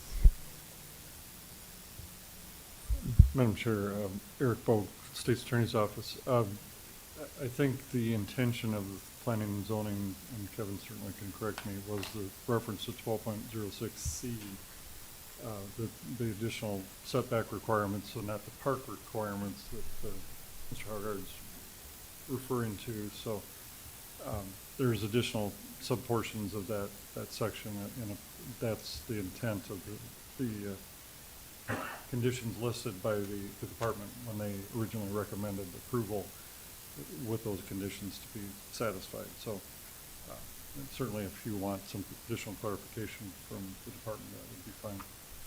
Kevin, do you have a comment on that? Yes, and I apologize, I did not bring the copy of the ordinance with me, but yes, it is that 1206C, because we're not developing a new manufactured home park. This is not a new development where there's going to be separate lots with separate manufactured house, and we're not replacing the existing home. This is an allowed use through the conditional use permit process, is according to the ordinance with the requirements of 1206C. Okay. Comments and thoughts from the commissioners?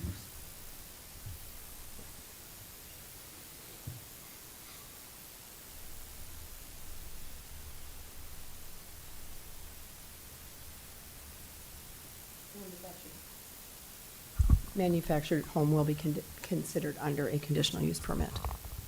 And that's what he's referencing. Madam Chair? Commissioner?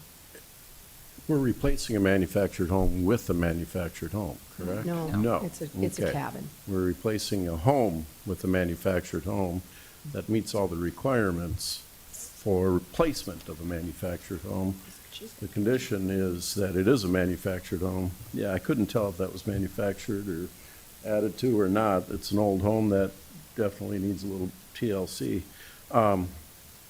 So the condition is it's a manufactured home being placed that meets all the requirements of our manufactured home ordinance, except for it's a manufactured home replacing a non-manufactured home. It's confusing. Okay. Additional comments, thoughts?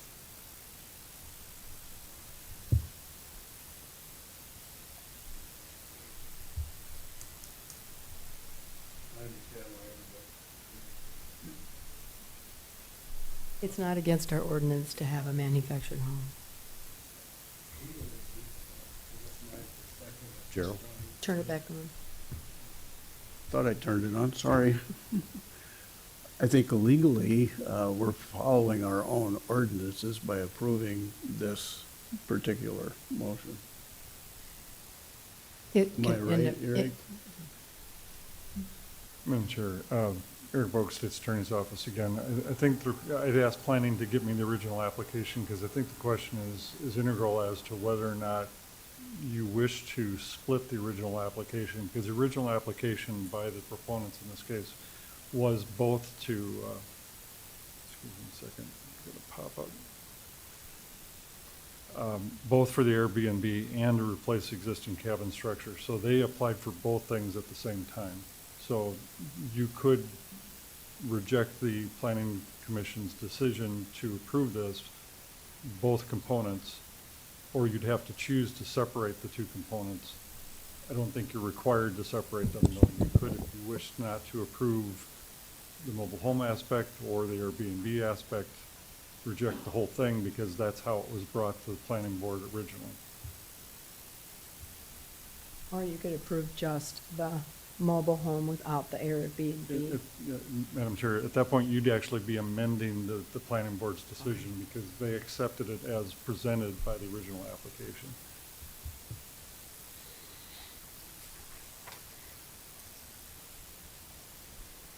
Commissioner Karski? I'm going to be consistent in this one, and I will support the replacement of the home with a modular home that meets all the requirements of our existing ordinance, and I will support the Airbnb at the location also. Again, just to be consistent with my last vote. Is that a motion? That's what I was just going to get around to. Thank you. So my motion is to, and I'm not too sure, were we voting to? You would be accepting the planning and zoning's further, or original motion to Deny. approve to approve, because they wanted to approve the mobile home and the Airbnb. So the planning commission voted to approve this one, but not the other one. Okay, so this is again getting muddy. Yeah. So my motion would be to approve or uphold the Planning Commission's decision for the placement of the home and an Airbnb. And I will second that motion. Further discussion? I find this whole process confusing, to be blunt. The real issue is if we could have deferred this and asked them to form a homeowners association and got everybody on board on the same page, we probably could have avoided some of this anyway. My question to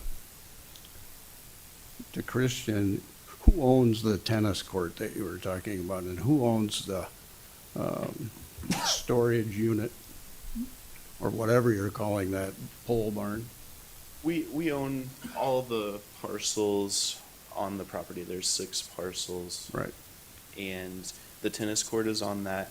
There's a pole barn is what we're calling it, storage facility. And then also across East Shore Place, we own an acre on that side of the property as well. So this cabin is very insulated in every direction. Thank you. I am going to not support this only because I will support the replacement of the home. But with my same last comment was that I'm not going to support the Airbnb until they've worked with their neighbors. That doesn't mean they can't work with the neighbors. They can't come up with a plan and come back and talk again. And in January of 2023, we're for sure going to have 2 new commissioners. So I don't know what that looks like either. I will support replacing the home because I think that that needs to be done. And I don't think, according to our ordinances, that we really have good legs to stand on. So we have a motion and a second on the table. You ready to vote? Call for a roll call vote.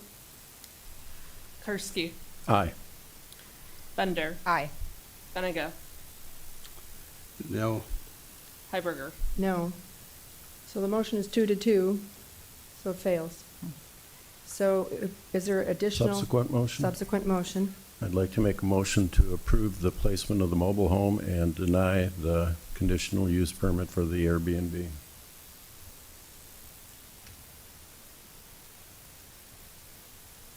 there a second? I'll second it for purposes of discussion. Okay.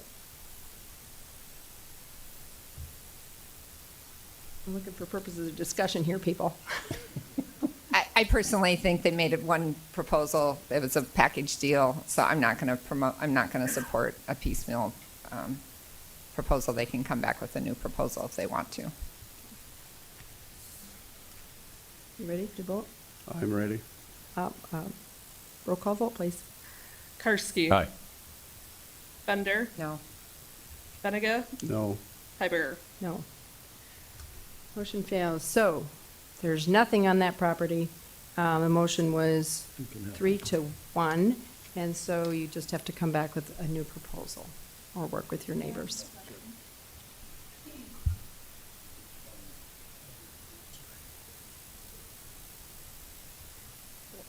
So we have to have a motion to reject the planning and zoning's proposal. So is there a motion? I'll make that motion for purposes of discussion.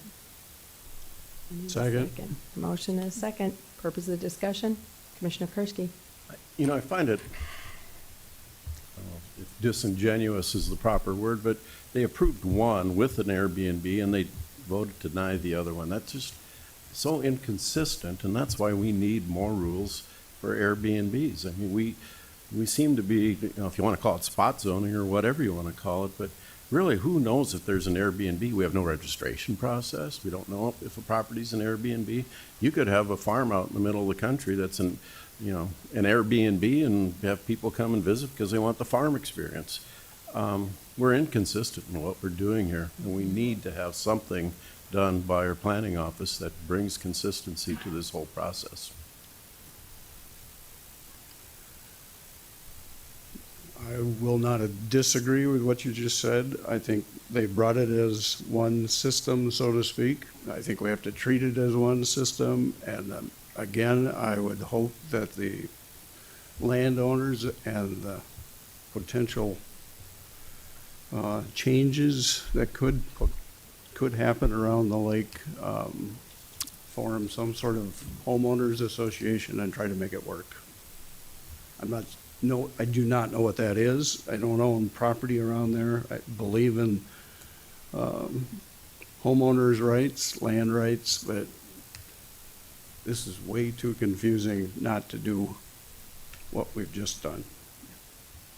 So we have a motion and a second to deny the planning commission's decision to let this project go forward. Roll call vote. Bender. Wait just a second. Yeah, we gotta make sure we have it right. I am gonna vote no on this to be consistent with how I've been voting, I think. No, I'm confused. If we vote no, then we're upholding or if we vote no, then we're disagreeing with the planning commission, correct? Yes. I'm sorry, given the question, I'm less clear than I should be on what the motion is in front of me. The motion is to deny the planning commission's decision to let them move forward. Okay, so, So if we vote yes, you've denied the planning, correct? You've overturned that, yes. Okay. And the previous, just, I'm sure for historical purposes for today, the previous motion to uphold the planning commission's approval failed on a 2-2 vote. So we're in a little bit of limbo because you've already sent a message that you do not support the planning commission's prior decision. To make that official, it would be more intellectually honest to now make it clear with a vote to reject the planning board's decision. Right. So we want. That was what my question was, is like, so if we get another 2-2 vote here, which seems to me to be the consistent thing for us to do, what happens? That was what I was trying to get clarification on. And it would be denied again. If it's a 2-2 vote. So nothing. Oh, I'm really confused. So our motion was to deny acceptance. So if you vote a yes, you're denying the planning. You're overturning, is overturning. If you say no, you are letting the project go forward. Correct. Forward. If it fails as a 2-2, it goes forward. Is that what you're telling me? I'm sure I'd really rather not tell you anything, but So maybe we should just on a defer. pure parliamentary issue, unfortunately, we're missing a member right now. Right. It would be better for the process to have an affirmative vote, one direction or the other. Again, we've already had one motion to uphold planning fail on a 2-2. So something needs to happen. Can we defer a vote like on to this defer until this. next week? I would like to defer this. I frankly don't know how to vote because I don't understand where we're at. So can I withdraw my motion? Yes. And make a new motion? Yes. I would like to withdraw my motion and to make a motion to defer until next week. I'll second that. I have a motion and a second to defer for 1 week. Roll call vote. Bender. Aye. Benega. Absolutely. Karski. Yes. Heiberger. Aye. Motion passes unanimously. This one has been deferred to next week. I'm wondering how the commission feels about a 5-minute break. I feel really bad for you people who have sat here for 2.5 hours and still have a lot of agenda to go. So if we could just have a restroom break for 5 minutes, if you would just be really speedy. We are at 11:37, so let's say 11:45. I will be moving forward. 35? That's a little bit more than 5 minutes. No, I'm glad you did that, Jean. States.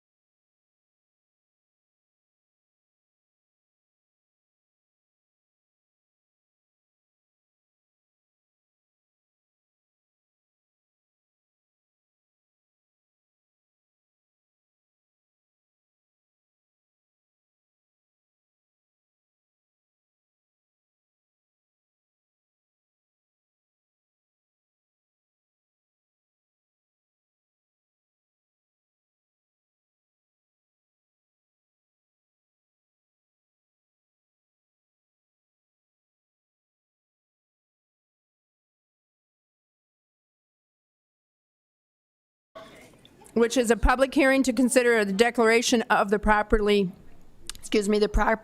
legally described at the west 2 feet, south 15 feet of Lot 2, and all Lot 1 of Tracts 7, Voigt subdivision, Section 21, Township 101, North, Range 51 West, Wall Lake Township, and public nuisance enacting South Dakota Codified Law 21-10-6. Kevin. Another Hello public again. hearing. Since we're reconvening, I'll just state my name. I'm Kevin Hookman from the County Planning Department. This item was brought before staff as a complaint. It started actually in the winter of 2021, and it started with a previous planner in the office and then kind of took a little time to get rolling back up again after he left. Staff worked with the property owner throughout the summer of 2021 regarding unlicensed vehicles and trash on the property. Some of the items were removed throughout that summer, but then there were essentially the 3 items that we're going to discuss here were remaining at the end of the year. So staff picked up the complaint again in the spring of 2022, tried to contact the property owner regarding compliance, and throughout the summer, the 3 items remained. And if I can bring down just to a couple photos of the property.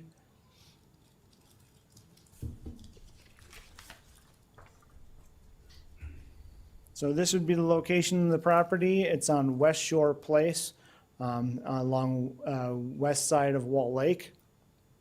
It's a narrow piece of property kind of across the housing that fronts the inlet of the lake. Here's some of the letters that were sent to the property owner.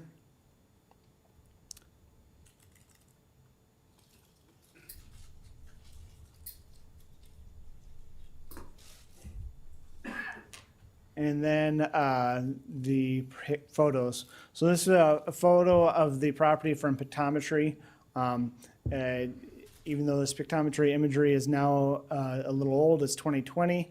This item, and this item are all still present on the property. And here's where it started in the winter.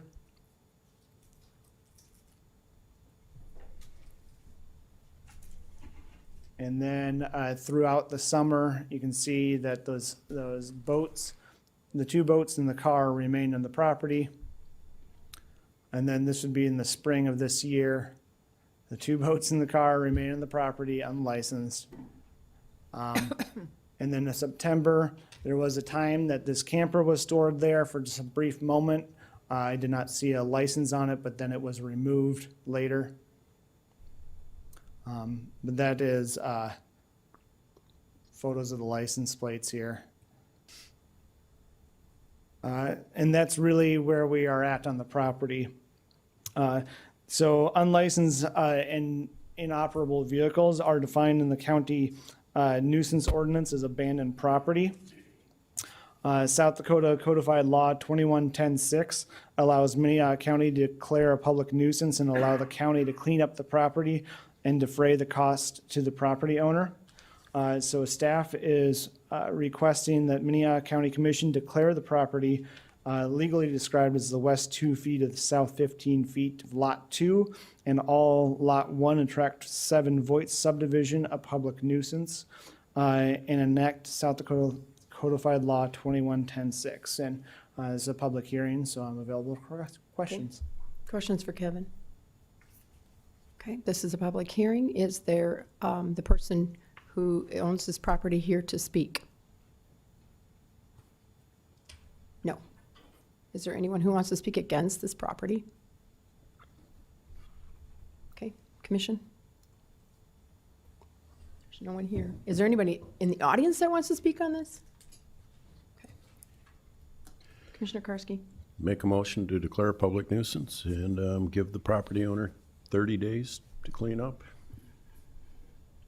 I'll second that motion. I have a motion and a second to declare public nuisance and 30 days to get it cleaned up. Otherwise, we will have somebody out to remove those pieces of property. Roll call vote, please. Karski. Aye. Bender. Aye. Benega. Aye. Hiberger. Aye, motion passes unanimously. Item number 14 is a public hearing to consider declaration of the property legally described as the east 245 feet and the south 210 feet of the southeast 1/4, southeast 1/4, except the H1, H2, and H3 in Section 10-Township 104 North, Range 50 West, Burke Township, as a nuisance and enact South Dakota Codified Law 21 verse -10-6. Kevin. All right. This property is located approximately 4 miles west of Del Rapids at 46998 246th Street.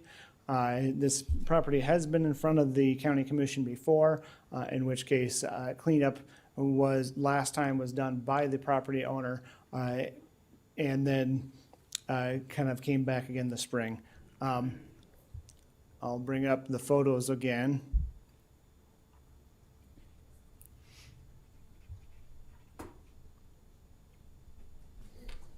So you'll see some of the, oh wait, that's not, there's just some photos that was sent to the property owner. And then I have the PowerPoint here. You can see the aerial imagery from 2020. And here's what it looked like in July of this year. The property owner throughout the summer has done some work on the property. I will note as I scroll through here that many of these outside vehicles have been licensed. They also appear to be operable, but there is still stuff on the property. I'm in August now. I do have October photos. You'll see that every month it doesn't change much. It has very slow progression. And there's this large container here, which is clearly a place that things can start growing in or animals could be attracted to, junk type container. Yeah, so here's the 2020. And I'll just point out that, like I said, a couple of these vehicles up front have been licensed. And when you zoom in on them, you can see that they are currently licensed. But you can still see stuff scattered throughout the property. The other thing that seems to be happening is that the licensed vehicles have been placed out in the front as kind of a screen for the unlicensed stuff behind them.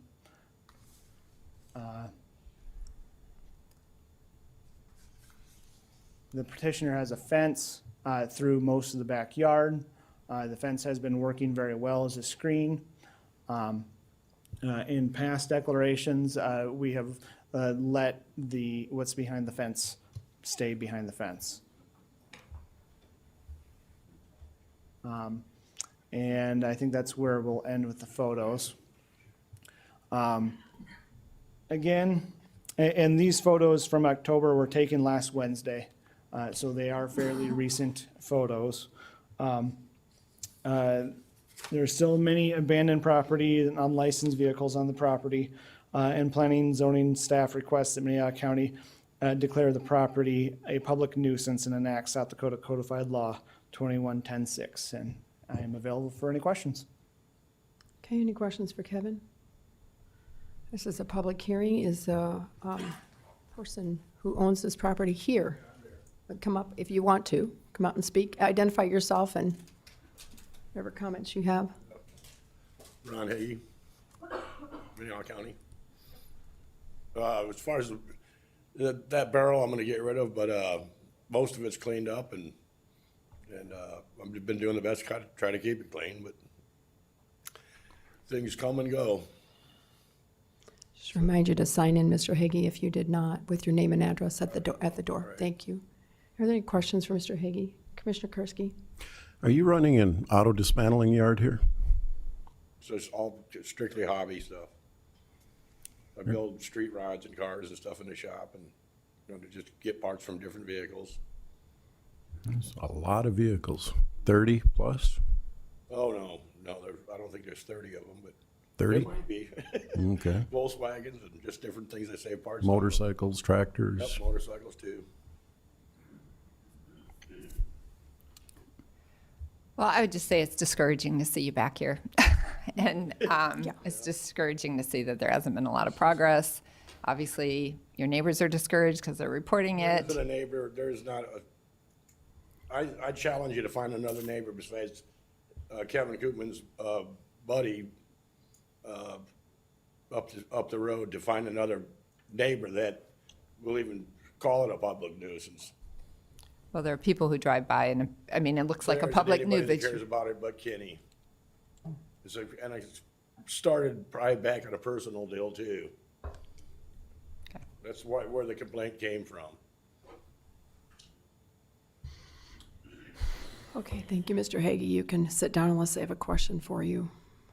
Is there anyone else that wants to speak for or against this property? No one's moving. Okay, Commission. Kevin, can I ask you how much stuff you think there is that needs to be removed yet?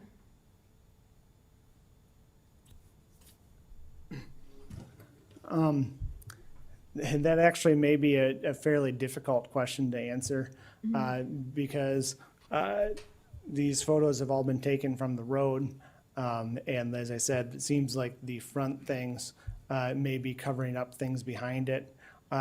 So I guess if there are 20 cars on there, I would say maybe half of the cars, because of the vehicles and stuff behind licensed vehicles. Thanks, Kevin. Yep. Well, I would just say, to be consistent with the action we just took, I would make a motion to declare this a public nuisance and give him 30 days to clean up the property. Is there a second? I'll second that.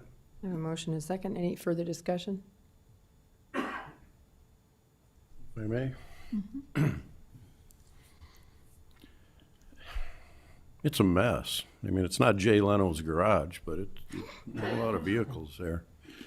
I mean, are we telling you how many vehicles you can own? Well, no, but we do have laws that say if you own them, they need to be licensed.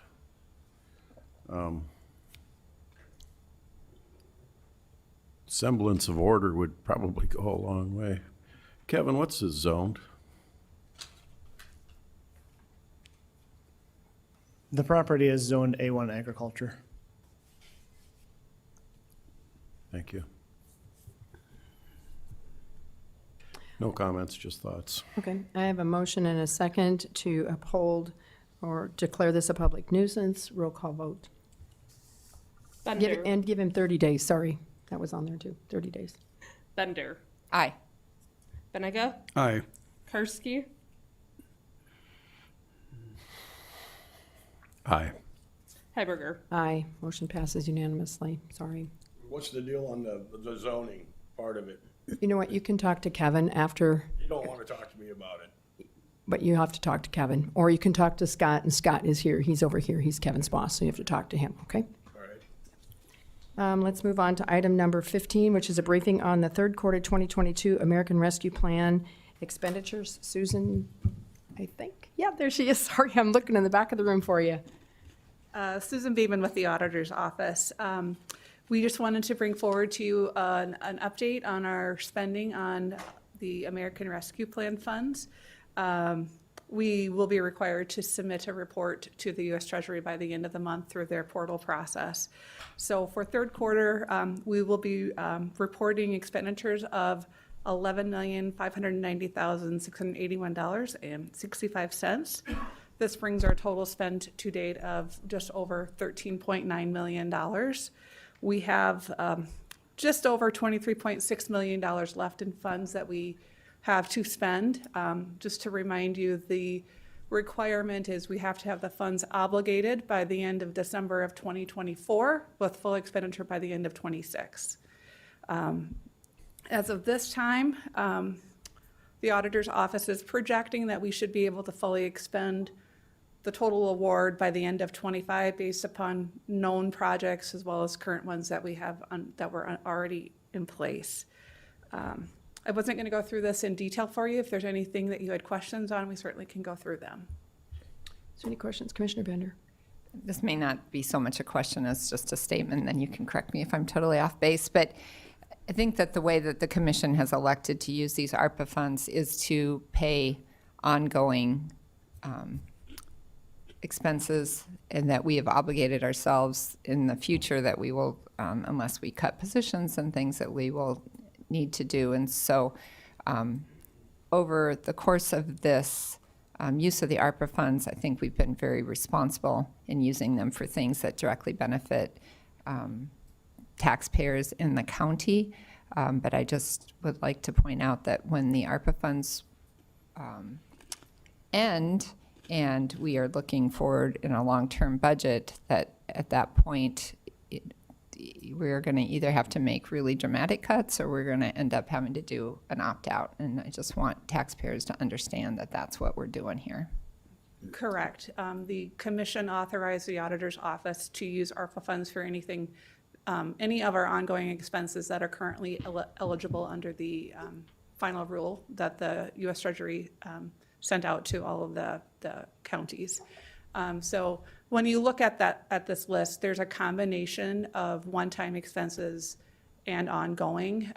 The majority of the items on that list are ongoing expenses that are normal county business. So for example, staffing of the COVID isolation unit of the jail. We will have to continue salaries to staff the jail after the ARPA funds run out. Thank you. Just an example of one of our one-time benefits was that we for years heard about radios for our rural fire departments, and we have purchased, I believe, all of them that needs to be purchased. Is that correct? And also some tower stuff. So you want to speak to that just briefly, what we did do with some of those dollars? Yes. We did report for third quarter the expenditure of the rural fire radios, which were about $792,000. Any non-reoccurring expenses that want to use ARPA funding, they come forward to the commission for your approval before those are spent. So the other one that recently came forward that is not on this list because we have not expended any dollars would be the Sheriff's Office Tower Improvement Project that Joe Bossman recently brought forward. That's estimated right now around $3.5 million, and that would be coming on this list, down the road.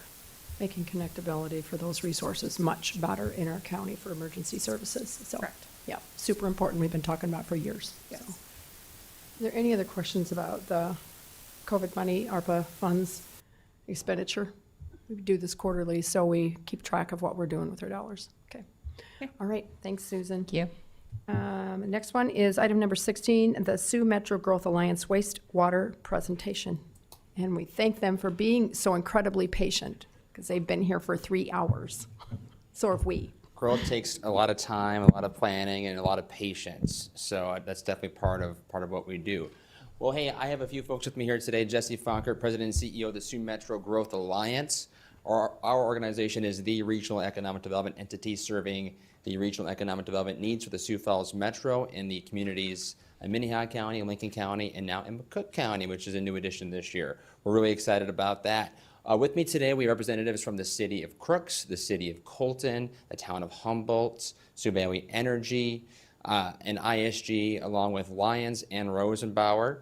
We did have some folks here from Tri-Valley School District, but they had to step out, unfortunately. And so I just wanted to point them out in the room that I have behind me here. Steve and Rachel, do you want to get some of the, we have a few articles we want to set up here as we're presenting, if that's okay with you. Do you want to get the, is it good to go? Okay, great. All right. Well, hey, I'm here to talk to you today about wastewater regionalization. It's a very exciting topic. Today we're going to talk about 5 things. I'm going to use this instead. We're going to be talking about the background of the project where we're at today, what the current and future wastewater environment is for South Dakota, regionalization efforts, the Harper Regional Wastewater Facility details itself, the next steps, and then take any questions you might have. Rachel and Steve are going to take over on the regional wastewater facility details and help cover part of the next steps, and I'm going to cover the rest of it. So, background, how do we get here? You might recall we gave you an earlier presentation in May of 2021, but as a reminder, the city of Hartford was placed on a compliance schedule for the discharge of its wastewater earlier in this decade, I believe it was sometime in 2019, 2018, they have to be, they have to have a solution in place in 2025 to meet the rules of the South Dakota Department of Ag and Natural Resources. So at that time, city leadership evaluated all the options. Their options were to perhaps expand the lagoon system there in town, or perhaps build a mechanical facility, or talk with the city of Sioux Falls. So they evaluated all options, and they ultimately decided to build a mechanical treatment plant. Through that process, they hired ISG to come in and do a feasibility study to figure out if it would be possible to regionalize wastewater. A lot of things are regionalized. Why not wastewater too? We've been having this conversation now for several years, and we're finally at the point now where we can have more of a discussion about it. So during that time then, the city of Hartford, through ISG, reached out to the city of Colton, the city of Crooks, the town of Humboldt, Lyons and Rosenbauer, to study what their needs are, where they're going. And we also informed Tri-Valley School District of this process as well, as they have a lagoon system out where their high school and middle school and part of the elementary school is right now. So the environment, it's changing. It's changing all around us right now. Water and wastewater has been a conversation I think everybody's been having, especially in the water needs, given what's happening right now in this community itself. But wastewater is really important for growth. As you know, that it's hard to have a business or a residence or any sort of commercial entity without a wastewater solution. And more, it's impossible to use septic systems or holding tanks for those needs due to environmental constraints, such as we see in Lyons, where the community of Lyons, which is not an incorporated entity, its community is mostly on septic systems, from my understanding, over a water protection area, nonetheless, which presents its own challenges and does not allow for future growth. But we all know that wastewater treatment right now is already expensive. It is an expensive process and has been, I would say, relatively affordable for the last 30, 40 years. Many of our communities have used lagoon systems, which is nature's way of treating wastewater. As Rachel likes to say, it takes time. It takes time for it to happen. It's God's way of making water clean. We need a lot of land, you need a lot of time, you need a lot of heat. Things we don't always have in South Dakota, especially during the winter. But as our national EPA and our state DANR has looked at water quality, there has been an increased standards put in place to mitigate pollution that's in our water. And so starting in the very near future, the state of South Dakota through the DANR will likely be increasing its standards, ammonia and E. coli limits now, with phosphorus and nitrogen in the near future. And they're also encouraging regionalization at the same time. Many of the treatment systems we have across the region are aging. They're aging across the state. I was doing some research for this presentation just to kind of remind myself of what was going on. In 2018, the Argus Leader did an article on the state of wastewater infrastructure in South Dakota. And at that time, hundreds of millions of dollars of upgrades were needed to make our systems manageable for the future. And so the DANR, again, is encouraging regionalization, and it was a key component, I think, to the Hartford project that I'll let Steve and Rachel talk about later. But another reason why regionalization, I think, is important is that there's a shortage for wastewater operators. We hear that from many of our partners trying to find Class 3 or Class 4 operators to manage facilities. Regionalization in theory and in practice does minimize that need for operators into one facility versus several. I'm going through this pretty quickly because I think we all want to get to lunch, so I hope you do forgive me. So why regionalize? The Beatles said it best, come together. In the state of South Dakota is following as well. Regionalization, when it comes to wastewater treatment, first and foremost, does produce some economies of scale. Less operators, less facilities, less management. One facility does have an ability to simplify those efforts and minimize the cost. And this is an important part of it, but I don't think it's the most important part of it. To me, I'm an economic development guy. Economic impact is what I want to talk about all day. And we see right now wastewater being a key constraint to attracting industry across the region. For those of you who might be following the Holstone Farms issue, wastewater has been a conversation that both groups like to use when talking about the site. We're an ag state. South Dakota is an ag state. Many of our communities are ag communities.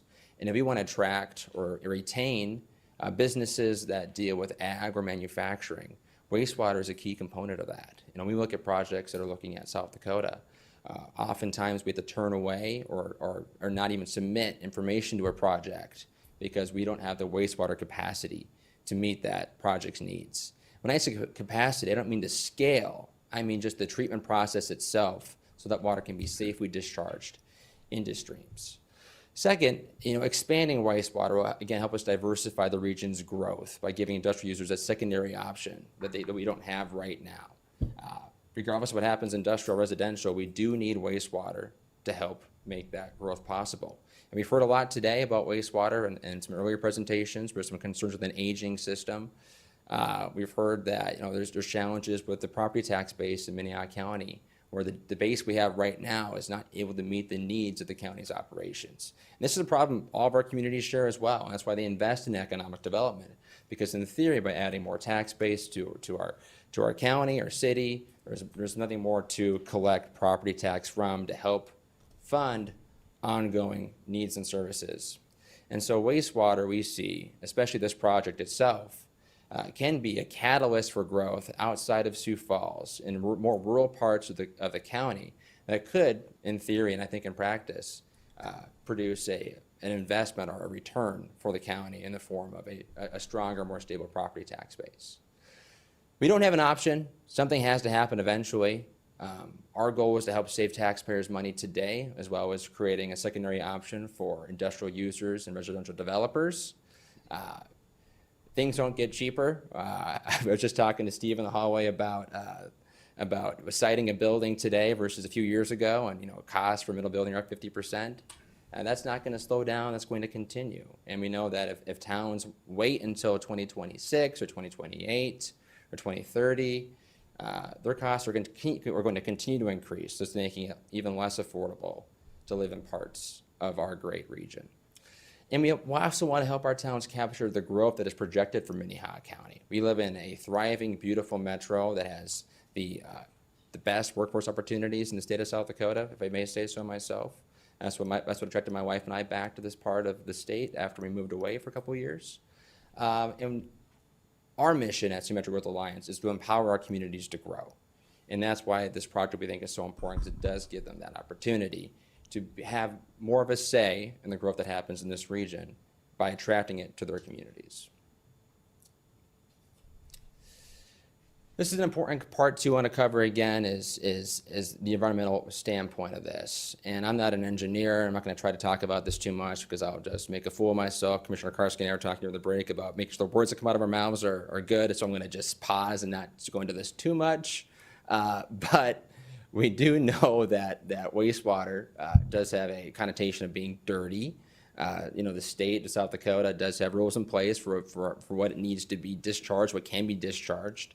But regionalization helps by increasing the water quality by having one discharge source versus, in this case, 4 or 5.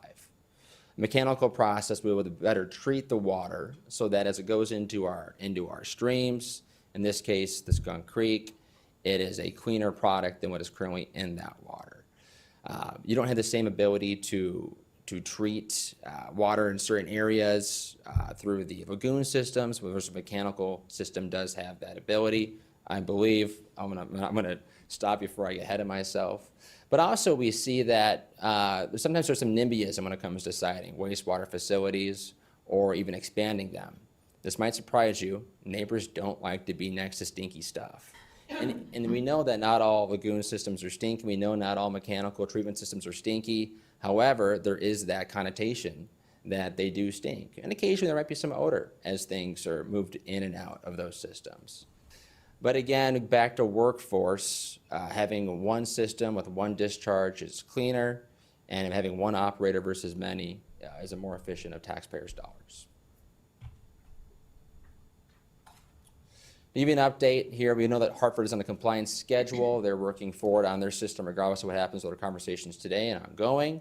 Lyons and Rosenbauer as well are limited to their growth due to the septic system that's in place and being in a water protection area.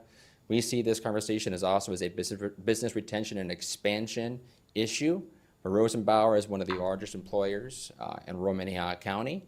and does create quite a bit of jobs for folks that live in the communities of Colton, Lyons, Hartford, and Crooks. We want to see them grow here. We don't want to see them have to go somewhere else and not being able to treat their water in place or nor have the rooftop growth that could happen in that area is a challenge. Now, I'm not saying they're going to go anywhere. I'm not saying that. That's not what I'm saying. I'm saying our job in economic development is to make sure that the conditions are right to ensure that businesses stay here versus go somewhere else. The city of Crooks is growing quite quickly. I'd encourage you to go to Sioux Falls Business. We worked with them and Jody Schwan to have an article published late last week talking about the amazing growth happening in that community. They're currently, there's limits on ammonia and some capacity issues due to that growth. The city of Colton is working on a new housing development. We hope to have some more details to share about that later on. But they know that if they want to be successful in their retention efforts for both families and businesses, they need to have expanded capacity, which their current system will not allow. In the town of Humboldt, they just done some major renovations in town. I'd encourage you to drive around Humboldt. It looks amazing. They've done a very good job of replacing some of their streets and much of the infrastructure underground, but have looked into expanding the lagoons and have had issues finding available land to do that. And so there's some problems across the region. And if we want to continue to grow, we need to be proactive in facing these issues and finding solutions like this one that we have here today. With that, I am going to, I believe, allow Rachel and Steve to come up and talk about this and sound much more educated than I am on wastewater. Thank you. Rachel Close with ISG. I wanted to start out with a little bit of a story. When we started looking at the feasibility study for the city of Hartford, we really wanted to make sure that we were not only looking at what the current and future needs were for the city of Hartford, what they wanted their community to look like in the future, but we also wanted to make sure that the neighbors were involved. I always use the analogy, we were on our way to the store to get some bread and we were asking if anybody needed eggs or anything. So we wanted to make sure, because we didn't want to get through this process and say, gosh, we should have talked about this 3 years ago.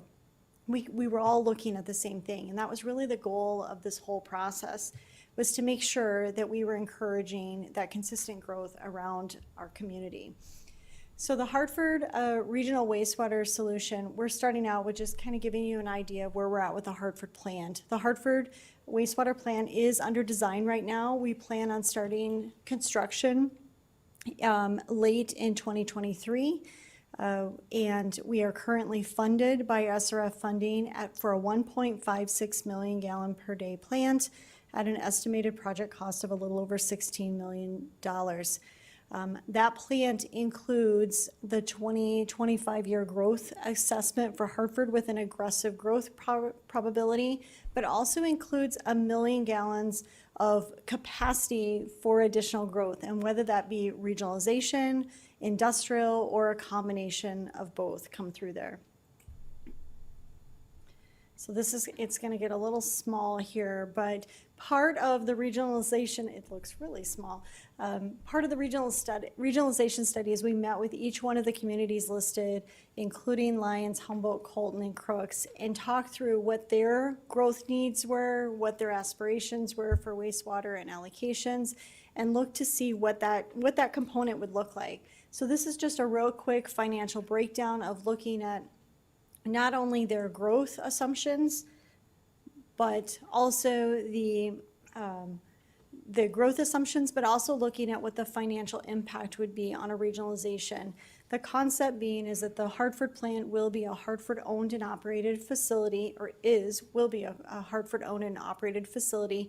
But in the event that regionalization would be an opportunity, the other communities would have the ability to buy into the plant, to buy allocations for wastewater treatment and become a serviceability component. The major component of this is the infrastructure as we start thinking about that aging infrastructure, but we have to get wastewater from point A to point B. So that becomes one of the major impacts into this cost. So we've broke those costs down into the capital investment for each one of those communities, as well as the infrastructure cost to get the wastewater from their existing community over to the Hartford wastewater treatment facility, and that being the major expense of the whole facility. And here's just a real quick overview of that conveyance cost. Again, we've divided those costs into not only the cost to buy an allocation for not only their current and future uses in the wastewater treatment plant, but also for that conveyance cost. And this is really what we wanted to talk to the county commission about today, was the cost of conveyance. We've broken down the cost of conveyance, the estimated conveyance cost for both the city of Colton, Humboldt, Lyons, and Rosenbauer, which includes facilitating a low-pressure system or a gravity system to collect their 100% septic system right now in Lyons, including Rosenbauer, who is a major employer and producer in town who now hauls their wastewater on a weekly basis outside of town. And then finally, the city of Crooks. So that comes into that regional wastewater solution conveyance costs of roughly $10 million investment. Jump in.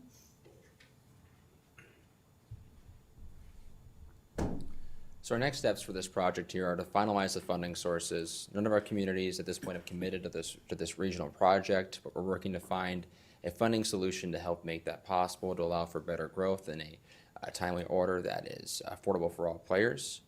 Part of that is weighing the total cost structure for each of our communities. I believe the city of Crooks has had conversations with the city of Sioux Falls. The city of Harper's also engaged in that process as well in the past to see how the potential cost savings could be with that system versus their own system, and ultimately chose to build with their own system.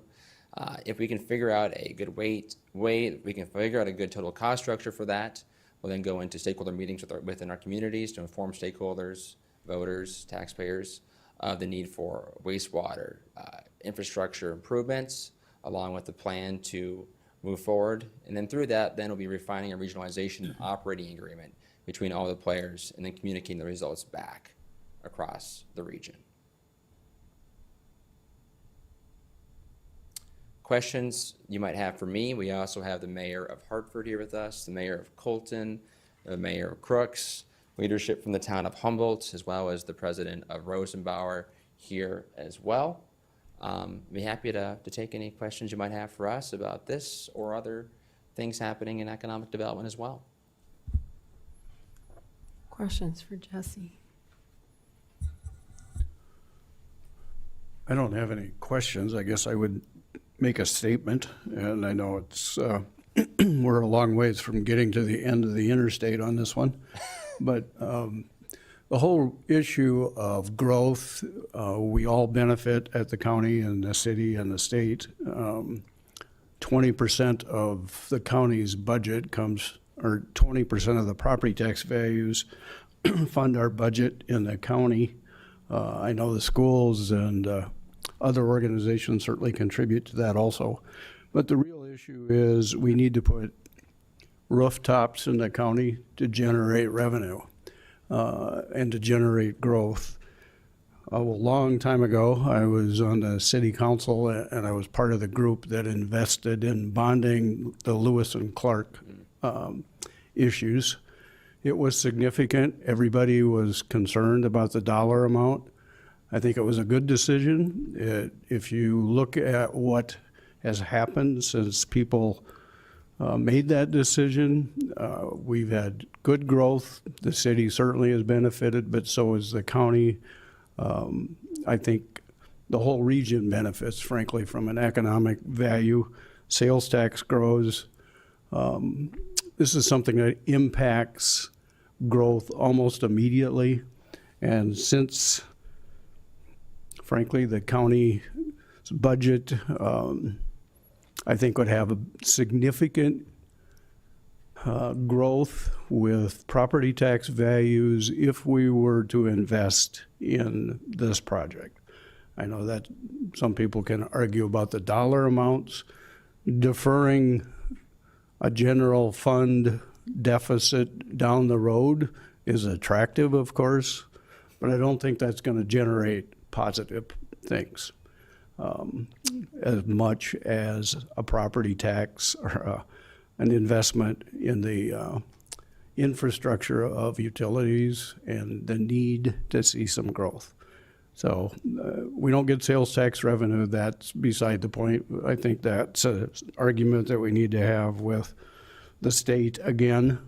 There may be other options some point down the road that we consider changes in government-related issues, but I really feel that this is putting money where our budget is, so to speak. And I've felt that way since the beginning. The ARPA funding and the other things that we have had a responsibility for were unexpected dollars. We've used a significant amount of that. We still have some dollars that are discretionary. We'll have to have that conversation, obviously, but I'm very supportive of making an investment in the future. Commissioner Bender. Very supportive of you guys finding other resources. I'm very hopeful that there's federal money or some other money floating around. I mean, we've had a long meeting today and we've talked about some very high dollar projects. We have forecasting, fabulous forecasting from our auditor's office that really helps us make decisions that, based on the funding formula that's in place through the state. Well, all of my beautiful comments weren't heard. Anyway. I appreciated that. Yeah. I think you did a great presentation. I think that the project does make sense. I'm just not convinced that we have funding here at the county unless the state wants to change our funding formula or unless some other magical solution comes. I would really hope that there might be other funding out there for you guys that hasn't landed on us yet. Commissioner Karski. 37 million and change, all been allocated for the next 4 years. That's our ARPA funding. We've identified a place for every bit of that money plus. I'm more curious from the communities, Crooks, Hartford, it's Colton, Rosenbauer. I mean, it's easy to be for something if somebody else is going to pay for it. What's your community's pulse? And not only do they have to come up with the money to get the pipeline there, but there's going to be ongoing operational costs. Have you guys had public meetings? Has there been discussions on these things? And I guess I'd be interested to hear, what the tone of those discussions are. I know you have a plan, you have to do something by 2025. I don't know if this is the only plan, if there's other plans. I'm all for economic development and doing what we can to support, but I don't know if the rest of the taxpayers of Minnehaha County as a whole would be for funding smaller communities for this stuff without them being involved in some way, shape, and form. So I'm curious. I don't know if you're ready to answer that question. Absolutely.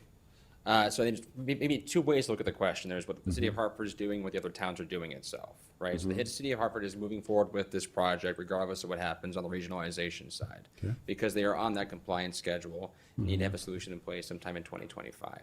And the city of Hartford has held stakeholder meetings to talk about this project, and has been, I would say, fairly public process, as much as it can be.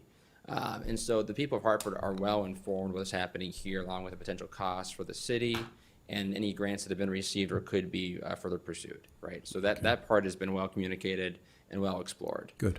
When it comes to the city of Crooks, city of Colton, and town of Humboldt, we have been working with the leadership there to explore the option and what could be done to decrease the cost of the option so that it is attractive for their stakeholders, their taxpayers, their voters.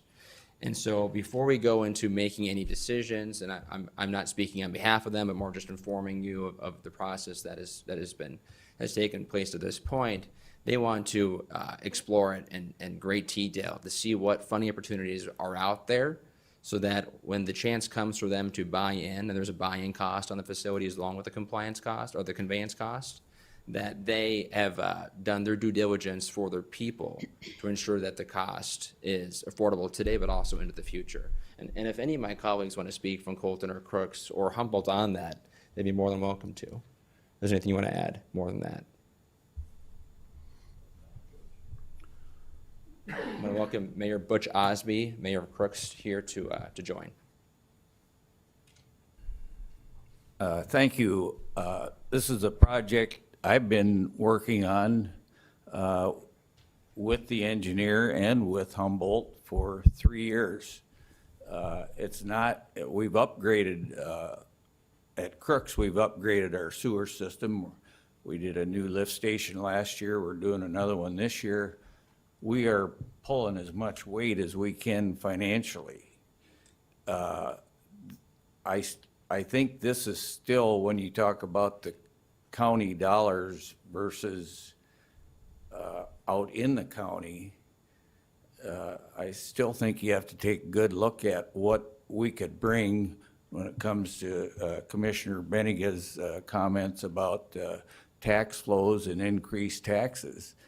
We can't do this by ourselves. We need help from the county and the state, and we get that, but we can't afford that cost in between. So I really take it somewhat personally when it said, well, I hope you can find funding other places. You're our county commissioners. We're part of the county, no matter if we're not Sioux Falls.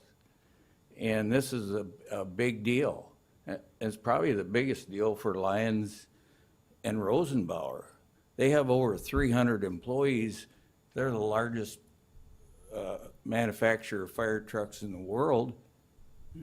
Just think of what possibly they could bring that's in line with what they're already doing. But you're talking about aquifer, or city is getting all their water with pumps out there, and you're talking sewer systems that are pumping out into drain fields. So I really think this is a big, big deal, as was Lewis and Clark. I really like you to think twice about how can we help find the money. Thank you. And maybe with that, it would be a good time to have Scott Oyen with Rosenbauer come up and just speak for a few moments about the growth that they're seeing there. Thank you.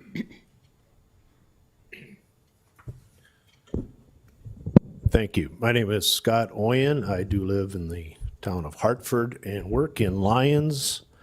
As Ms. Heiberger knows, I've been traveling to Lyons now with school and work for about 50 years, so I'm well versed in the town of Lyons. Scott and I went to school together. Yes. So. In Lyons in particular, it's going to be somewhat of a challenge because roughly 21 houses in Lyons, and they're a village, so there is no formal governmental structure, no tax base there. So I can't speak for them on the financing part. Rosenbauer would be willing to contribute for sure, but our need is bigger than our footprint in Lyons. We need people. We need team members. We need to be able to expand. We have right now a need for at least 50 employees beyond the 350 we have now. With horizontal integration, it would be another 50 to 100 plus. Quite frankly, we have looked prior to COVID as far away as North Sioux City to provide growth, simply because that's where employees, team members possibly reside. So we rely heavily on all cities and towns and villages in the county of Minnehaha. We need that growth there. We want people local. It's, as you know, the price of gas and things, it's difficult to draw people from quite far away. Currently, we draw from every surrounding county to Minnehaha and beyond. Down in Viborg, Beersford, we have people commuting that far. It gets to be a challenge, though, when times get tough. So we need to stabilize locally. We would love to work with all the cities on some growth potential, some cottage industries, where we are purchasing product from out of state, where we would like that a local product so we have more control and ability to grow in that regard. So critical for us, especially to help all the towns in Minnehaha County. It would be a tremendous growth potential. Questions? I have a comment. Thanks, Scott. My comment would be, or maybe it's kind of a question, you're not asking us for $10 million. That's the total amount. And I'm assuming that you still have to talk to the state. And so that 10 million is the total of all the conveyance costs and everything. And so that's not what, you're not coming to Minnehaha County right now and saying, we need you to come up with $10 million. Yeah, we'll settle for 8. And then what's that? Yeah, We'll that would settle solve for your 8. problems when, yes. But, yeah.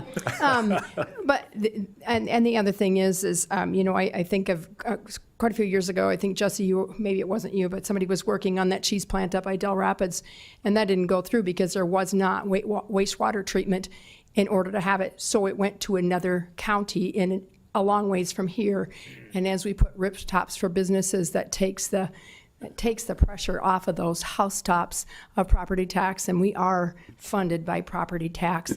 I don't know that this is ARPA money, but I mean, it's a tough decision because whatever we would, if we would contribute, would probably have to be come out of general fund dollars, which is really tough, or have to be bonded. And as Commissioner Bender said, we have a really big project right now that is in dire need too. And I am supportive of trying to figure out how to do that out there, but I just don't know where we fit in that puzzle right now. But I just want it to be said, it's not $10 million. Yeah, there's a lot to unpack there, Commissioner or Madam Chair. I think when we first approached you about this topic in May of 21, we hoped the commission would consider allocating ARPA dollars towards this, and maybe taking on a bigger chunk than perhaps you thought was appropriate at the time, given that there were so many constraints on how you could use ARPA funds when it was first passed in 2021. My understanding that has since changed and some of the restrictions have been lifted, which allows the county to be a little more discretionary in how it spends that money versus just solely on those few items. So I think when it comes to considering this, you have a lot of things to weigh. But as you do have that discussion, if and when you have the discussion, if the county would choose to contribute to the conveyance costs, it would have to be an amount that would help move the needle. And I don't know what that amount exactly is at this point. When I came into this conversation, I was more had the headspace about trying to find a way to use the ARPA dollars towards this project. But as we heard today, this is an economic development issue. Of course, that it's a challenge for the county. It's a challenge for communities everywhere. How do you find ways to grow that's both affordable and not too quick, but quick enough to have impact happen right away? And there's been a lot of conversations recently about planning and zoning across the city of Sioux Falls, and perhaps some big projects can just move outside of the city. I'll tell you right now. And that's not possible. We don't have the wastewater capacity in this part of the state outside of Sioux Falls to handle big projects without large investments.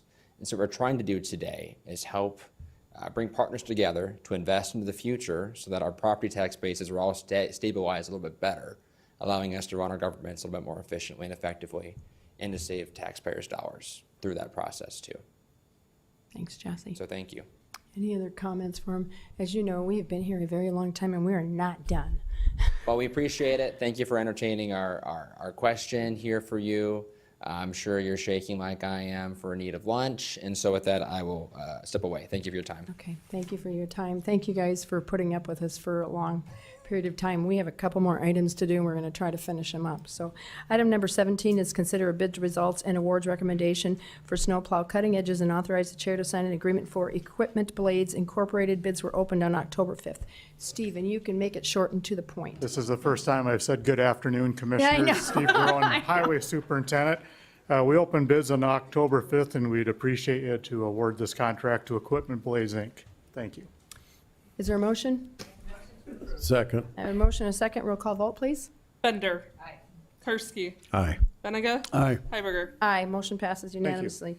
Item number 18 is authorize the chairman to sign office to apply for the Local Assistance and Tribal Consistency Fund. Susan Beamer. Good morning, or no, good afternoon, Susan. Susan Beekman, Auditor's Office. We became aware at the end of September that the U.S. Treasury had launched the Location Assistance and Tribal Consistency Fund, also known as LATCF, for eligible revenue sharing counties. This fund was enacted as part of ARPA, and just recently we came out where counties and tribal governments can apply for funding. Minnehaha County is eligible to receive a total of $100,000, $50,000 in 2022 and $50,000 in 2023.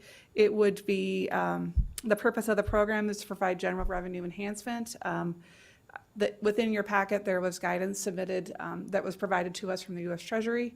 If you want to dive in the details, it's very general for what we can use the funds for. The only thing that is specifically prohibited is lobbying. Okay, thank you. Is there a motion? Make a motion to approve. Second. I have a motion and a second. Roll call vote, please. Bender. Aye. Benega. Aye. Karski. Aye. Heiberger. Aye, motion passes unanimously. Thanks, Susan. Item number 19 is consider request of compromise of lien of DPNO number 362117 and DPNO 66021. Melinda, and I would say, I think this family sat here through almost the whole meeting. I think they just left recently, unless that was not them. That was not That was them. not them. Okay, that makes me feel better. Okay.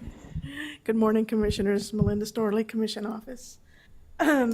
The action requested today is to compromise lien 36217 by releasing the petitioner from her responsibility of the joint lien with payment of $761.30, leaving the remaining balance of the lien at $2,474.50 in the name of the male member named on the lien, and to compromise lien 66869 in full with payment of $738.60. That's 50% of the $1,477.20 in legal fees. The petitioner is asking if you would forgive the poor relief on that lien. The petitioner's in the process of buying a home in the amount of $159,000 and is scheduled to close on October 20th. The two liens will need to be resolved prior to moving forward with the closing. Lien 36217 for $3,235.80 represents joint poor relief, joint juvenile legal fees, and legal fees for the male member named on the lien. The petitioner has offered to pay $761.30, which is 50% of the shared amount that she's responsible for. Lien 66869 for $2,806.81 represents poor relief and legal fees for the petitioner only. On this lien, she can only offer $738.60, which is 50% of the legal representation. And she's hoping again that you would consider compromising the poor relief on this lien. She commented on the challenges of overcoming various financial hardships over the last 7 years and on her persistence in improving her credit rating, enough so that she's now able to qualify for the first home buyer program. She is employed and works many overtime hours. Her average net pay over the last month totals $1,400 biweekly. Her income tax filed jointly in 2021 with her current husband shows wages of $42,342 with a refund of $2,294. Any questions? Questions for Melinda? Questions for Melinda. This is also extremely confusing. Commissioner Karski. Good job. Yeah. You made, Thanks. it was confusing. It was confusing. And you Did did a a great very job. good job on the narrative. Thanks. You know, I'm just happy to see the petitioner making the effort that they've done and describing the situation. I'm supportive of compromising the lien, and I'd probably even make a motion, because she's offering to pay how much, 700? She is offering to pay, on the first lien, 36217, she's offering to pay $761.30, which is 50% of the shared lien fees for the juvenile legal, the poor relief. Okay. And then the rest will stay on her ex-husband's, the amount will stay under her ex-husband. On the second lien, she's offering only $378.60, which is 50% of the legal fees only. They are her legal fees. And again, she's asking if you would consider eliminating the poor relief. So I'd make a motion to compromise the lien for a payment of $250 on each DPNO. Can I ask why? I appreciate the efforts that she's put into doing this. She's buying a home. I feel that when we talk about, especially on the poor relief, we usually don't even take 50% on the legal fees, which to me sounds fair. But I'm just out of admiration for what this person has done and the fact that they're trying to get things together. I just want to. I'm feeling magnanimous and generous, I guess. I guess I should have asked for a second first. Is there a second to Commissioner Karski's vote, and we could have further discussion? Is there a second? Dies for lack of a second. Is there I make a motion to accept the petitioner's offer. I'll second that motion. I have a motion and a second. I just want to make I have a question and then a comment.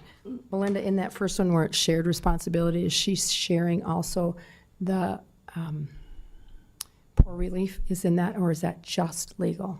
It's poor relief as well. So on that lien, there's, I believe, 2 poor relief. Only one of them, the couple applied for, well, actually, they applied for both of them together. But the first one for $880, that was actually recorded here in one lump for both of them.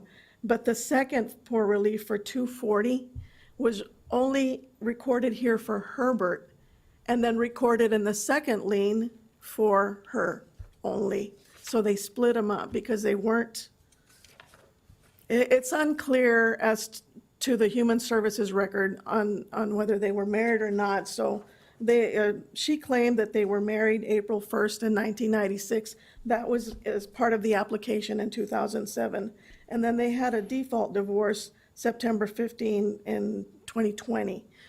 So anyway. So my question is that shared responsibility has some poor relief funding in it from her? Yes. Okay. So my comment would be, and I will support the motion, my comment would be that normally we do not take 50% on legal fees, but we do take discount or take no payment on poor relief. And so I think it all washes out in the end if she pays those total amounts to cover legal fees, because it would be around $400 in, if I'm figuring this right, in poor relief in her first payment. So I will support the motion. Sorry, long explanation. I have a motion and a second to approve the DP&O. Roll call vote. Karski. Aye.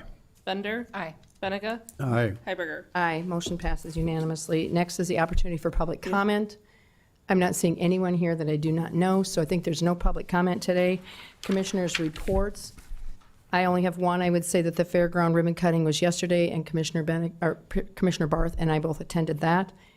Did you have a comment for me? No. Oh, no. Is there any non-action commission discussion? Seeing none, I would look for a motion to adjourn. That's my motion. Second. A motion and a second. All those in favor say aye. Aye. Those opposed, same sign. Motion passes unanimously. I think I have just sat over the longest county commission meeting ever, and I think I have the record for the shortest too, so way to go. Congrats.